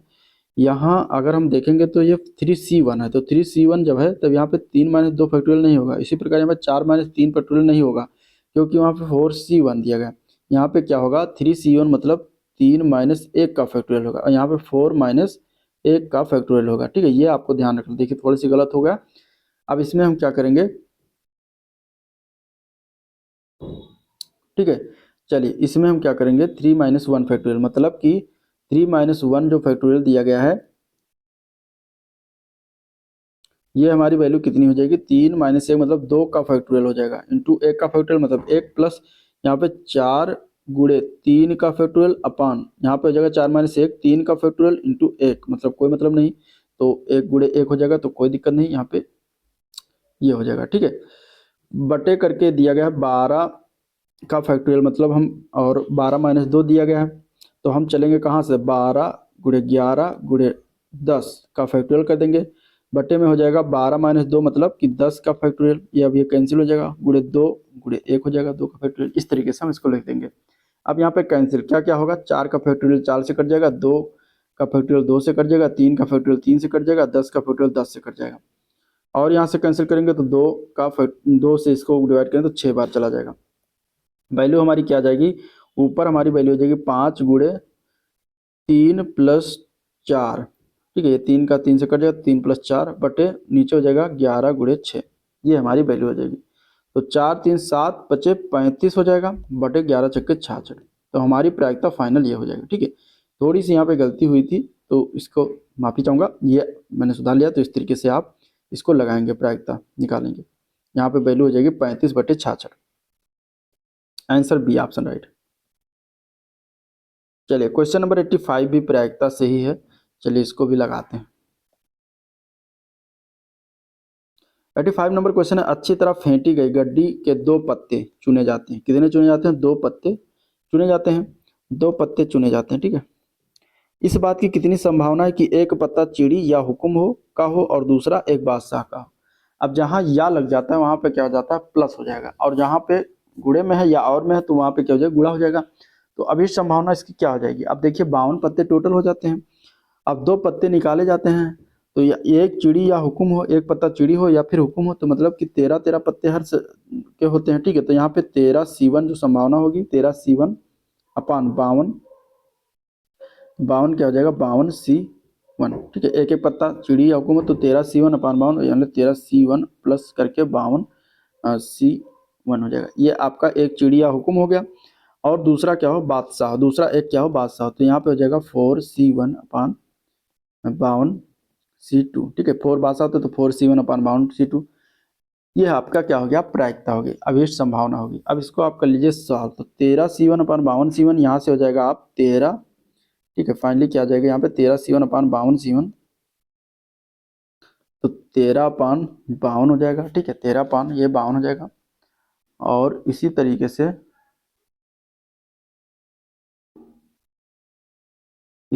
13/52 हो जाएगा। और इसी तरीके से प्लस करके 13/52 ये भी हो जाएगा। ये आपका एक ब्रैकेट में हो जाएगा, यहाँ पे हो जाएगा 4/52। ठीक है, इस तरीके से लिख सकते हैं। तो 13 26/52 हो जाएगा, 13 13 26/52 इंटू 4/52। सॉल्व करिएगा इसको तो कितना हो जाएगा, ये जाएगा 13 बार, 13 दूना 26, और 2 से 1 कैंसिल हो जाएगा, तो ये तो हो जाएगा 26। ठीक है, तो हमारा आ जाएगा 1/26। प्रायिकता कितनी हो जाएगी, 1/26 हो जाएगी।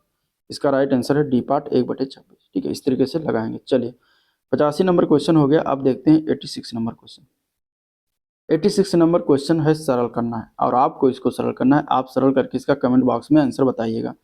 चलिए देखते हैं 87 नंबर क्वेश्चन। 87 नंबर क्वेश्चन दिया गया है, 4 अंकों की सबसे छोटी संख्या ज्ञात करना है, और जिसे 8 10 12 और 15 से विभाजित करने पर शेषफल 7 रहता है। तो इसमें क्या करेंगे, 87 में 4 अंकों की सबसे छोटी संख्या क्या होगी। 4 अंकों की सबसे छोटी संख्या जो होती है वो कौन सी होती है, तो वो होती है 1000।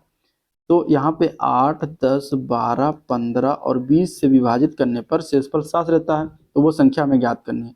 तो यहाँ पर इसका एलसीएम लेंगे तो 120 आ जाएगा। तो हम क्या करेंगे, 120 से 1000 को डिवाइड करेंगे, तो आपका शेषफल यहाँ पे 40 निकल के आएगा। ठीक है, डिवाइड करिएगा तो शेषफल आपका 40 निकल के आएगा। तो जो शेषफल 40 निकल के आएगा उसको हम क्या करेंगे, 1000 में से 40 घटा देंगे और प्लस 120 जोड़ देंगे। 1000 में 40 घटाएंगे तो 3 अंकों की संख्या हो जाएगी, इसलिए हम इसमें 120 और जोड़ेंगे तो हमारा वो संख्या प्राप्त हो जाएगा जो 120 से पूरा पूरा डिवाइड हो जा रहा है। अब चूंकि क्वेश्चन के अनुसार शेषफल जो 7 आता है, ठीक है, तो शेषफल जो 7 आता है उसको हम क्या करेंगे, 1080 में 7 जोड़ देंगे तो हमारा जो संख्या होगा वो क्या हो जाएगा, 1087 हो जाएगा। तो 1087 ऐसी है कि इन सभी से डिवाइड करेंगे तो शेषफल हमेशा 7 आएगा। आंसर ए पार्ट करेक्ट हो जाएगा। ठीक है, इस तरीके लगा लेंगे। चलिए क्वेश्चन नंबर 88। क्वेश्चन नंबर 88 में हमें एलसीएम निकालना है। देखिए भिन्नों का एलसीएम निकालते हैं। तो भिन्न के एलसीएम में क्या होता है, भिन्न के एलसीएम में क्या होता है कि ऊपर अगर भिन्न है तो ऊपर वाले का एलसीएम लेंगे, नीचे वाले का क्या लेंगे, एचसीएफ लेंगे, तो हमें जो है भिन्न का एलसीएम पता चल जाएगा। ठीक है,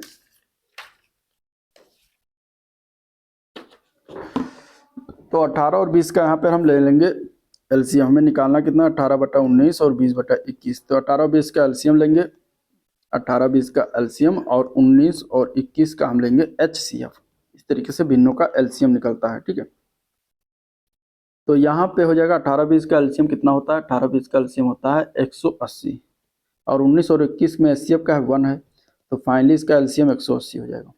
यही आंसर हो जाएगा, ए पार्ट करेक्ट है। चलिए अगला प्रश्न देखते हैं, इजी था। क्वेश्चन नंबर 89 देखते हैं। क्वेश्चन नंबर 89 क्या दिया गया है, 89 नंबर है, एक लिफ्ट प्रत्येक 65 ग्राम के औसत भार के केवल 6 लोगों को ले जा सकती है। यदि उस लिफ्ट में 5 लोग का औसत भार 67.2 किलोग्राम, तो छठे व्यक्ति का अधिकतम भार ज्ञात करना है। अब देखिए लिफ्ट द्वारा उठाया जा सकने वाला कुल भार कितना है, कुल भार लिफ्ट के द्वारा उठाया जाने वाला कितना है, तो 65 किलोग्राम के वो 6 लोगों को ले जा सकती है। मतलब टोटल हो जाएगा ये 390 किलोग्राम ले जा सकती है लिफ्ट। अब 5 व्यक्तियों का कुल भार, 5 व्यक्तियों का कुल भार कितना है, 67.2 गुणे 5, 5 का औसत भार दिया गया ना 67.2, इसको टोटल कर देंगे तो हमारा कुल भार आ जाएगा 336 किलोग्राम। ठीक है, तो अब इस तरीके से छठा जो व्यक्ति होगा उसका भार कितना हो जाएगा छठे व्यक्ति का, तो हम इसमें क्या करेंगे 390 माइनस 336, 390 माइनस 336, तो हमारा वैल्यू क्या आ जाएगा 54 किलोग्राम। तो ये छठे व्यक्ति का क्या हो जाएगा, भार हो जाएगा, जो कि निकल के आएगा डी पार्ट में 54 किलोग्राम इसका राइट आंसर हो जाएगा। ठीक है, तरीके निकाल लेंगे। चलिए अगला प्रश्न देखते हैं, क्वेश्चन नंबर 90। क्वेश्चन नंबर 90 क्या दिया गया है? क्वेश्चन नंबर 90 दिया गया है कि 20 विशिष्ट 2 अंकीय संख्याओं के औसत की गणना करते हुए टीना ने एक संख्या की रिवर्स ऑर्डर में नकल की। तो रिवर्स ऑर्डर मतलब कोई अगर संख्या हम मान लेते हैं वो कौन सी है? 10x प्लस वाई है। तो इसका रिवर्स मतलब उल्टा क्या हो जाएगा? 10y प्लस एक्स हो जाएगी इसकी रिवर्स, जिसके कारण जो प्राप्त औसत है वो वास्तविक औसत से 3.6 कम था। तो कुल अगर देखा जाए तो कुल कितना हो जाएगा? तो औसत जो है 3.6 कम था, यानी 20 गुणे 3.6 कर देंगे तो कुल हो जाएगा, और कम था मतलब इसको माइनस कर देंगे तो ये हो जाएगा 3.6 गुणे 20 के। सॉल्व करेंगे इसको तो यहाँ पे हो जाएगा 10x प्लस Y minus 10y minus X बराबर के 36 गुणे में 36 दूना 72, 720, यहाँ पे दशमलव लग जाएगा, 72 हो जाएगा। यहाँ पे y से यहाँ से 10x माइनस एक्स मतलब 9x आ जाएगा, माइनस 9y आ जाएगा बराबर 72 के। तो x माइनस वाई बराबर आ जाएगा 8 के। तो हमें प्राप्त संख्याओं के अंकों का अंतर कितना हो जाएगा? 8 हो जाएगा। यही हमें निकालना था, बी पार्ट इसका करेक्ट हो जाएगा। ठीक है, चलिए क्वेश्चन नंबर अगला देखते हैं, 91। 91 नंबर क्वेश्चन की ए 9 दिनों में 3/4 कार्य पूरा कर सकता है और बी 12 दिनों में कार्य का 2/5 पूरा कर सकता है। सी की सहायता से तीनों मिलकर 60/11 दिनों में काम पूरा कर सकते हैं, 330 रुपया कमाते हैं। यदि धन को किए गए कार्य के अनुपात में बांटा जाए तो सी के हिस्से और ए के हिस्से का अंतर ज्ञात करना है। चलिए इसको कैसे लगाएंगे? तो इसको लगाने के लिए हम क्या करेंगे, ए क्या करता है 9 दिन में 3/4 कार्य, तो ए जो करता है वो कितना करता है 9 दिन में 3/4 कार्य करता है, मतलब कि टोटल कार्य इसका हो जाता है 12। ठीक है, इसी प्रकार बी का कार्य की अगर हम देखेंगे तो 12 दिन में ये 5/2 कार्य,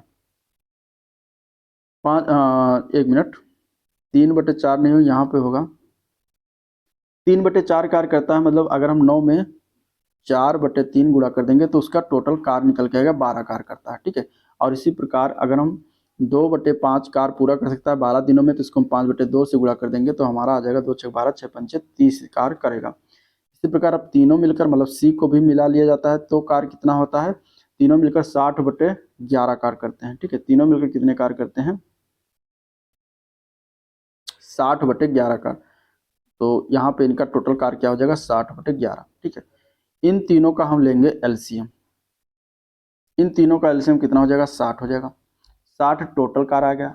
अब इनका एक दिन का कार्य तो 5 60 ग्रुप 60/12 तो 12 पंचे 60 हो जाएगा। ठीक है, इनका कितना था? 30 दूना 60, और इनका एक दिन का कार्य हो जाएगा 11 कार्य। ठीक है, तो एक दिन का कार्य 5 2 11 आ गया, टोटल कार्य कितना है? 60 है। इसके बाद हमें क्या करना है? अब यहाँ पे दिया गया है, क्या दिया गया? 333 रुपये कमाते हैं, तो ए बी सी का कार्य है 11 रुपये, तो ये 11 रेशियो के बराबर 330 दिया गया है। तो यहाँ से एक रेशियो बराबर हो जाएगा 30 के, तो एक रेशियो बराबर 30 थे। तो सी का एक दिन का कार्य कितना है? सी का एक दिन का कार्य, अब ए बी का तो पता है कितना है, 5 और 2 है, तो सी का एक दिन का कार्य निकालेंगे तो हो जाएगा ए प्लस बी प्लस सी 11 है, तो 11 माइनस ए प्लस बी का हम घटा देंगे तो 5 माइनस 2 घटाएंगे तो ये हो जाएगा 11 माइनस 5 माइनस 2 मतलब ये 4 हो जाएगा। ठीक है, 5 2 7, 11 माइनस 7 ये 4 कार्य, सी का एक दिन का कार्य 4। तो ए और सी के हिस्सों का अंतर कितना हो जाएगा? ए माइनस सी, तो ए माइनस सी है 4, ए का मान है 5, तो 5 माइनस 4 बराबर 1 रेशियो के हो जाएगा इसका अंतर, और हमें इसी के अंतर को ज्ञात करना है। तो 1 रेशियो बराबर 30 रुपये के, तो ए और सी का मान कितना हो जाएगा? 30 रुपये हो जाएगा। इन दोनों का ए माइनस सी का मान 30 रुपये हो जाएगा, और यही हमें निकालना था। तो सी पार्ट बी पार्ट इसका करेक्ट है। ठीक है, चलिए क्वेश्चन नंबर अगला देखते हैं, 92 नंबर क्वेश्चन। दिया गया है यदि संख्या ए और बी अभाज्य है। ठीक है, ए और बी किस प्रकार की संख्या है? अभाज्य संख्या है, मतलब कि अभाज्य संख्याएं कौन कौन सी होती हैं? अभाज्य संख्या की बात करेंगे तो 2 होता है, 3 होता है, 5 होता है, 7 है, 11 है, और ऐसे से जाता है अभाज्य संख्या होगी। आप कह रहा है कि तो निम्नलिखित में से क्या ए और बी का योग नहीं हो सकता इनमें से? तो देखिए 28 जो है इसको अगर हम योग करें तो क्या 23 प्लस 5 इसका योग हो सकता है 28 का। इसके बाद दिया गया 10, तो 10 का अगर हम करते हैं तो इसका भी योग हो सकता है, कितना? 7 प्लस 3 अभाज्य संख्या है। इसके बाद दिया गया है 14, 14 को अगर हम करेंगे तो कितना? 7 प्लस 7। अब दोनों अभाज्य संख्याएं हैं, ठीक है, और भिन्न भिन्न संख्या है। ठीक है, तो 14 को हम लिख सकते हैं और इसको 9 प्लस 5, ठीक है, 10+3 तो 10+4 तो अभाज्य नहीं है। इस पर 6 को अगर हम देखते हैं तो 6 में जो मिनिमम जो संख्या हमारी 2+3 है, तो इसको अगर हम 2 3 5 हो जाता है, 2+5 करेंगे 2+5 हो जाता 7 हो जाता है। तो यानी कि 6 ऐसा कोई अभाज्य संख्या नहीं जिसको जोड़ने पर 6 आ जाए। ठीक है, तो यहाँ आंसर ये हो जाएगा 6। 6 आंसर इसका राइट हो जाएगा। ठीक है, डी पार्ट हो जाएगा। ए और बी का योग जो है 6 नहीं हो सकता। चलिए क्वेश्चन नंबर 93। क्वेश्चन नंबर 93 देखते हैं। ये दिया गया है 200 और 400 के बीच की ऐसी कितनी संख्याएं हैं जो कितने 6 और 5 दोनों से डिवाइड हो। तो 200 और 400 के मध्य की संख्या बात याद करना है। ठीक है, देखिए 6 और 5 यानी कि अगर गुणा करते हैं तो 30 से डिवाइड होनी चाहिए। तो 30 से इन दोनों के बीच में पहली संख्या जो डिवाइड हो कितनी है 210। इसके बाद 30 जोड़ देंगे तो 240 डिवाइड हो जाएगी, फिर 30 जोड़ेंगे तो 270 डिवाइड हो जाएगा, फिर 30 जोड़ेंगे तो 300 डिवाइड हो जाएगा इससे। और अन्यथा इसमें 30 जोड़ेंगे तो 330 डिवाइड हो जाएगा, फिर 360 डिवाइड होगा और फिर 390 डिवाइड। तो इतनी संख्या है जो 30 से डिवाइड होंगी इन दोनों से। यानी टोटल संख्या की संख्या कितनी है 7। टोटल संख्या कितनी है 7 जो 30 से डिवाइड है। तो यहाँ आंसर सी डी ऑप्शन जाएगा 7। चलिए नेक्स्ट क्वेश्चन है 94। 94 नंबर क्वेश्चन है। एक तार को 2 टुकड़ों में काटा जाता है। बड़ा टुकड़ा तार की लंबाई का 60% है। ठीक है, बड़ा टुकड़ा क्या है तार की लंबाई का 60% है। तो बड़ा टुकड़ा छोटे से कितने प्रतिशत लंबा है। अब देखिए 60% है, यानी कि 60% मतलब 6/10 यानी कि 3/5 हो गया। यानी कि बड़ा टुकड़ा जो है वो 3 है और 5 उसकी लंबाई है। तो छोटा टुकड़ा कितना हो जाएगा 2 हो जाएगा। ठीक है, तो इन दोनों का अंतर कितना हो जाएगा तो 3 - 2 = 1 हो जाएगा। तो एक जो आया है बताना है बड़ा टुकड़ा छोटे टुकड़े से कितने प्रतिशत लंबा है। तो एक जो अंतर आया तो एक लंबा है, एक किस पे लंबा है तो 2 से लंबा है छोटे टुकड़े से। तो अपान 100 करेंगे तो ये हमारा आ जाएगा परसेंटेज 50% लंबा है। ठीक है, इसको परसेंटेज में निकालेंगे तो 50% हो जाएगा। आंसर डी ऑप्शन इसका राइट। चलिए क्वेश्चन नंबर 95। एक चीनी की कीमत में वृद्धि किया था कितना 25% की वृद्धि हो जाती है। 25% की वृद्धि होती है मतलब 25 चौका 100 यानी 1/4। पहले 4 था 5 हो गया। तो खपत में कितने परसेंट की कमी जाए। तो इसमें देखिए रेशियो देखेंगे तो यहाँ पे हो जाएगा 1। 1 में कितने परसेंट की कमी की जाए ताकि खर्च में कोई नहीं। तो 1 का कमी करेंगे 5 पर तो इंटू 100 कर देंगे तो 5 दूनी 10 यानी 20% की कमी की जाए। तो यहाँ पे आंसर हो जाएगा 20%। तो कोई वृद्धि खर्च में कोई वृद्धि नहीं होगी। ठीक है, अगर 25% की कीमत वृद्धि होती है तो खपत में हम 20% कमी कर देंगे तो कोई वृद्धि नहीं होगा खर्च में। चलिए तो ये इस तरीके लगा लेंगे। क्वेश्चन नंबर 96 देखते हैं। क्वेश्चन नंबर 96 दिया गया है cot square theta minus cosec square theta बराबर कितना होगा। तो देखिए फार्मूला होता है, क्या फार्मूला होता है, फार्मूला होता है 1 प्लस कॉट स्क्वायर थीटा बराबर ये होता है कोसेक स्क्वायर थीटा के। ठीक है, पक्षांतर कर देंगे तो cot square theta minus cosec square theta के बराबर ये 1 उधर जाएगा तो -1 हो जाएगा। तो यही वैल्यू हो जाएगी इसकी -1। आंसर बी पार्ट हो जाएगा। चलिए नेक्स्ट क्वेश्चन देखते हैं। Question number 97। 97 नंबर है। दिनेश, नागा और नरेन एक साझेदारी में आते हैं। दिनेश संपूर्ण पूंजी का 1/3 योगदान करता है जबकि नागा अकेले उतना योगदान मिलकर जो है करता है जितना दिनेश और नरेन एक साथ मिलकर करते हैं। यदि वर्ष के अंत में 1,05,000 रुपये का लाभ होता है तो नरेन को कितना रुपया प्राप्त हुआ इसमें ये बताना। इसको कैसे लगाएंगे। चलिए यहाँ पे अगर हम देख लेते हैं तो मान लेते हैं कि दिनेश का निवेश कितना है। दिनेश का जो पूंजी है वो है x लगाता है, x रुपये लगाता है। ठीक है, इसके बाद नरेन का निवेश, तो इस प्रकार नरेन का निवेश मान लेते हैं, नरेन का निवेश बराबर y रुपये हो जाएगा। ठीक है, फिर हो जाता है नागा का निवेश, तो इस प्रकार नागा का निवेश जो हो जाएगा वो प्रश्न के अनुसार इन दोनों का लगाता है बराबर मतलब x + y रुपये लगाएगा। तो प्रश्न के अनुसार कहा गया कि x बराबर जो है वो 1/3 x + y plus x + y है। ठीक है, 1/3 योगदान करता है दिनेश। तो x बराबर कितना हो जाएगा। तो इसको सॉल्व करेंगे तो ये हो जाएगा 3x बराबर 2x + 2y। यहाँ से अगर हम x बराबर निकल जाएगा यहाँ पे क्या 2y के, x बराबर क्या निकल आएगा 2y। ठीक है, तो x बराबर 2y क्या आ गया। तो यानी कि दिनेश निरन नागा के निवेश का अनुपात अगर निकालते हैं तो निकलता है x/y अनुपात x + y। ये हमारे प्रश्न के अनुसार हो गया इनके निवेश का अनुपात। तो यहाँ पे x बराबर 2y लिखते हैं तो 2y प्लस नहीं होगा 2y अनुपात होगा। x की जगह पे 2y रख दिया गया। अनुपात y ऐसे रख देंगे, इसके यहाँ पे 2y प्लस y रख देंगे। ये आपका हो जाएगा 2y अनुपात y अनुपात 3y के, ठीक है। तो इनका अनुपात कितना आ जाएगा, 2:1:3 के हो जाएगा। ये इन तीनों का निवेश का अनुपात आ गया। तो लाभ का अनुपात भी यही होगा। तो इस तरीके से हम देखेंगे तो नरेन का लाभ का क्या हो जाएगा, नरेन का लाभ का क्या हो जाएगा, यहाँ पे नरेन नरेन का लाभ हो जाएगा, नरेन का इसमें एक है तो 1/2 प्लस 1 प्लस 3, और ये टोटल लाभ है, इसमें हम कर देंगे गुणा इसको, तो 1,05,000,000 के गुणा कर देंगे तो 2 1 3 1 कितना हो जाएगा, 3 2 5 1 6, तो 1/1,05,000,000/6, ठीक है। तो यहाँ पे इसको डिवाइड करिएगा तो आपका मान आ जाएगा 17,500 का, ठीक है। 17,500 इसका राइट हो जाएगा नरेन का लाभ। तो आंसर हो जाएगा 17,500, डी ऑप्शन इसका करेक्ट है, ठीक है। डी ऑप्शन इसका राइट हो जाएगा। चलिए 97 हो गया। अब 98 नंबर क्वेश्चन देखते हैं। 98 नंबर क्वेश्चन क्या दिया गया, 98 नंबर क्वेश्चन दिया गया है, एक व्यापारी अपने माल को इस प्रकार अंकित करता है कि 25% छूट देने के बाद भी वो 10% का लाभ प्राप्त करता है। तो 21,300 रुपये के क्रय मूल्य वाली वस्तु का अंकित मूल्य ज्ञात करना है, क्या होगा। देखिए यहाँ पे क्रय मूल्य कितना दिया गया है, क्रय मूल्य दिया गया है 21,300 रुपये, और एमआरपी पर क्या कर रहा है, एमआरपी पर जो है ये 25% की छूट देता है, यानी कि 75%, और ये बराबर हो जाएगा सीपी के 10% का लाभ कमाता है, यानी कि 110% के। तो ये दोनों के बराबर हो जाएंगे। तो यहाँ से एमआरपी बराबर हो जाएगा, एमआरपी अपान सीपी बराबर हो जाएगा 110 अपान 75 के। इसको कैंसिल करेंगे तो ये हो जाएगा 3 15 आ जाएगा, और ये 22 बार जाएगा, ठीक है। तो एमआरपी अपान सीपी बराबर हो जाएगा 22/15 के। तो यहाँ पर अगर हम देखेंगे तो जो 15 दिया गया, 15 रेशियो के बराबर कितना दिया गया, 21,300, मतलब सीपी का मान यहाँ 15 रेशियो, एमआरपी का मान 22 रेशियो। तो यहाँ से एक रेशियो का मान निकालेंगे तो 15 से डिवाइड कर देंगे तो यह आ जाएगा 1420। एक रेशियो की वैल्यू 14 से 20 आ गई, हमें निकालना है एमआरपी। तो एमआरपी की वैल्यू है 22 रेशियो, तो 1420 गुणे 22 कर देंगे। आप इसको जब गुणा करिएगा तो यह आ जाएगा 31,240 रुपये। तो आपका एमआरपी फाइनली 31,240 रुपये हो जाएगा, जो कि ए पार्ट में दिया गया है, ठीक है। चलिए क्वेश्चन नंबर 99, क्वेश्चन नंबर 99 क्या दिया गया है इसको देखते हैं।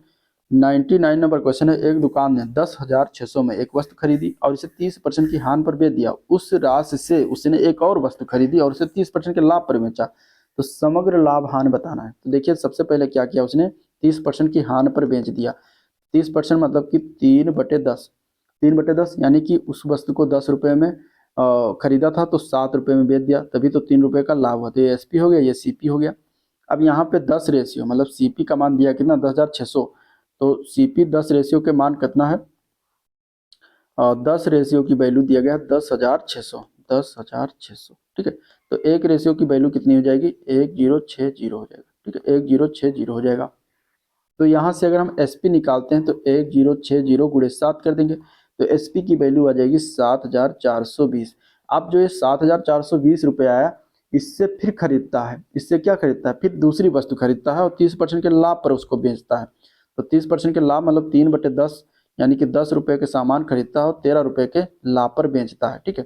तो यहाँ पे सीपी 10 हो जाएगा और एसपी हो जाएगा 13। तो यहाँ पे क्या हो जाएगा, फिर ये 10 जो 7,420 है ये हो जाएगा इसका क्रय मूल्य दूसरे वाली वस्तु का। तो यहाँ पे हो जाएगा 10 रेशियो के बराबर 7,420। तो इस तरीके से यहाँ पे एक रेशियो निकालेंगे तो 742 आ जाएगा। और इस प्रकार अगर हम देखेंगे तो ये कितने में बेचता है, तो 13 रेशियो में बेचता है, यानी कि 13 गुणे 742। तो ये हमारी वैल्यू आ जाएगी 13 गुणे 742, 9,646 रुपये में उसको बेच देता है। तो हमारा जो ओवरऑल हानि है वो कितना हुआ, तो हमने 10,600 रुपये में खरीदा था, उसको फाइनली 9,646 रुपये में बेचा। तो हमारा जो फाइनली जो हानि होगा वो हो जाएगा 954 रुपये। तो यही हमें निकालना था, 954 रुपये, 954 रुपये की हानि हुई। आंसर डी ऑप्शन इसका राइट है, 954 रुपये, ठीक है। तो इस तरीके से हम इसको निकाल लेंगे, आप इसको देख लीजिएगा। चलिए क्वेश्चन नंबर लास्ट, इस वीडियो का लास्ट क्वेश्चन क्या है, 100। एक त्रिभुज की बजाय 12 सेंटीमीटर 9 और 9 सेंटीमीटर इस त्रिभुज के परिवृत्त की त्रिज्या। अब परिवृत्त की जब त्रिज्या निकाली जाती है तो उसके लिए फार्मूला होता है, फार्मूला आपको आना चाहिए। परिवृत्त की त्रिज्या का फार्मूला क्या होता है, परिवृत्त की त्रिज्या मतलब त्रिभुज के परिवृत्त की त्रिज्या है तो उसका फार्मूला होता है ABC अपान अंडर रूट में जाएगा सभी a प्लस बी प्लस सी एक ब्रैकेट में, दूसरे में जाएगा b प्लस सी माइनस ए एक ब्रैकेट में, तीसरे में जाएगा c प्लस ए माइनस बी एक ब्रैकेट में, और चौथे में जाएगा a प्लस बी माइनस सी के एक ब्रैकेट में।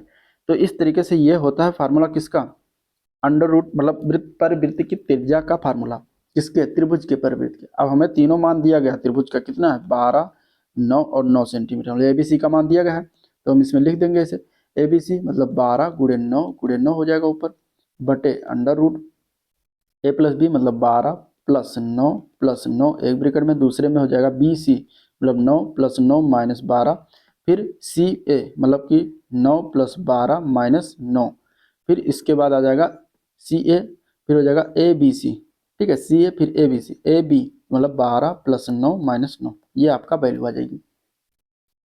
ठीक है, सॉल्व करिएगा तो ऊपर जब गुणा करेंगे 12 9 108 और गुणे 9 तो हो जाएगा 972, और बटे अंडर रूट में आपका वैल्यू आ जाएगी, ये हो जाएगा 30 गुणे 6 गुणे 12 अब इसको सॉल्व कर सकते हैं आप, ठीक है, इसमें आप गुणा भाग करना और कुछ नहीं करना है।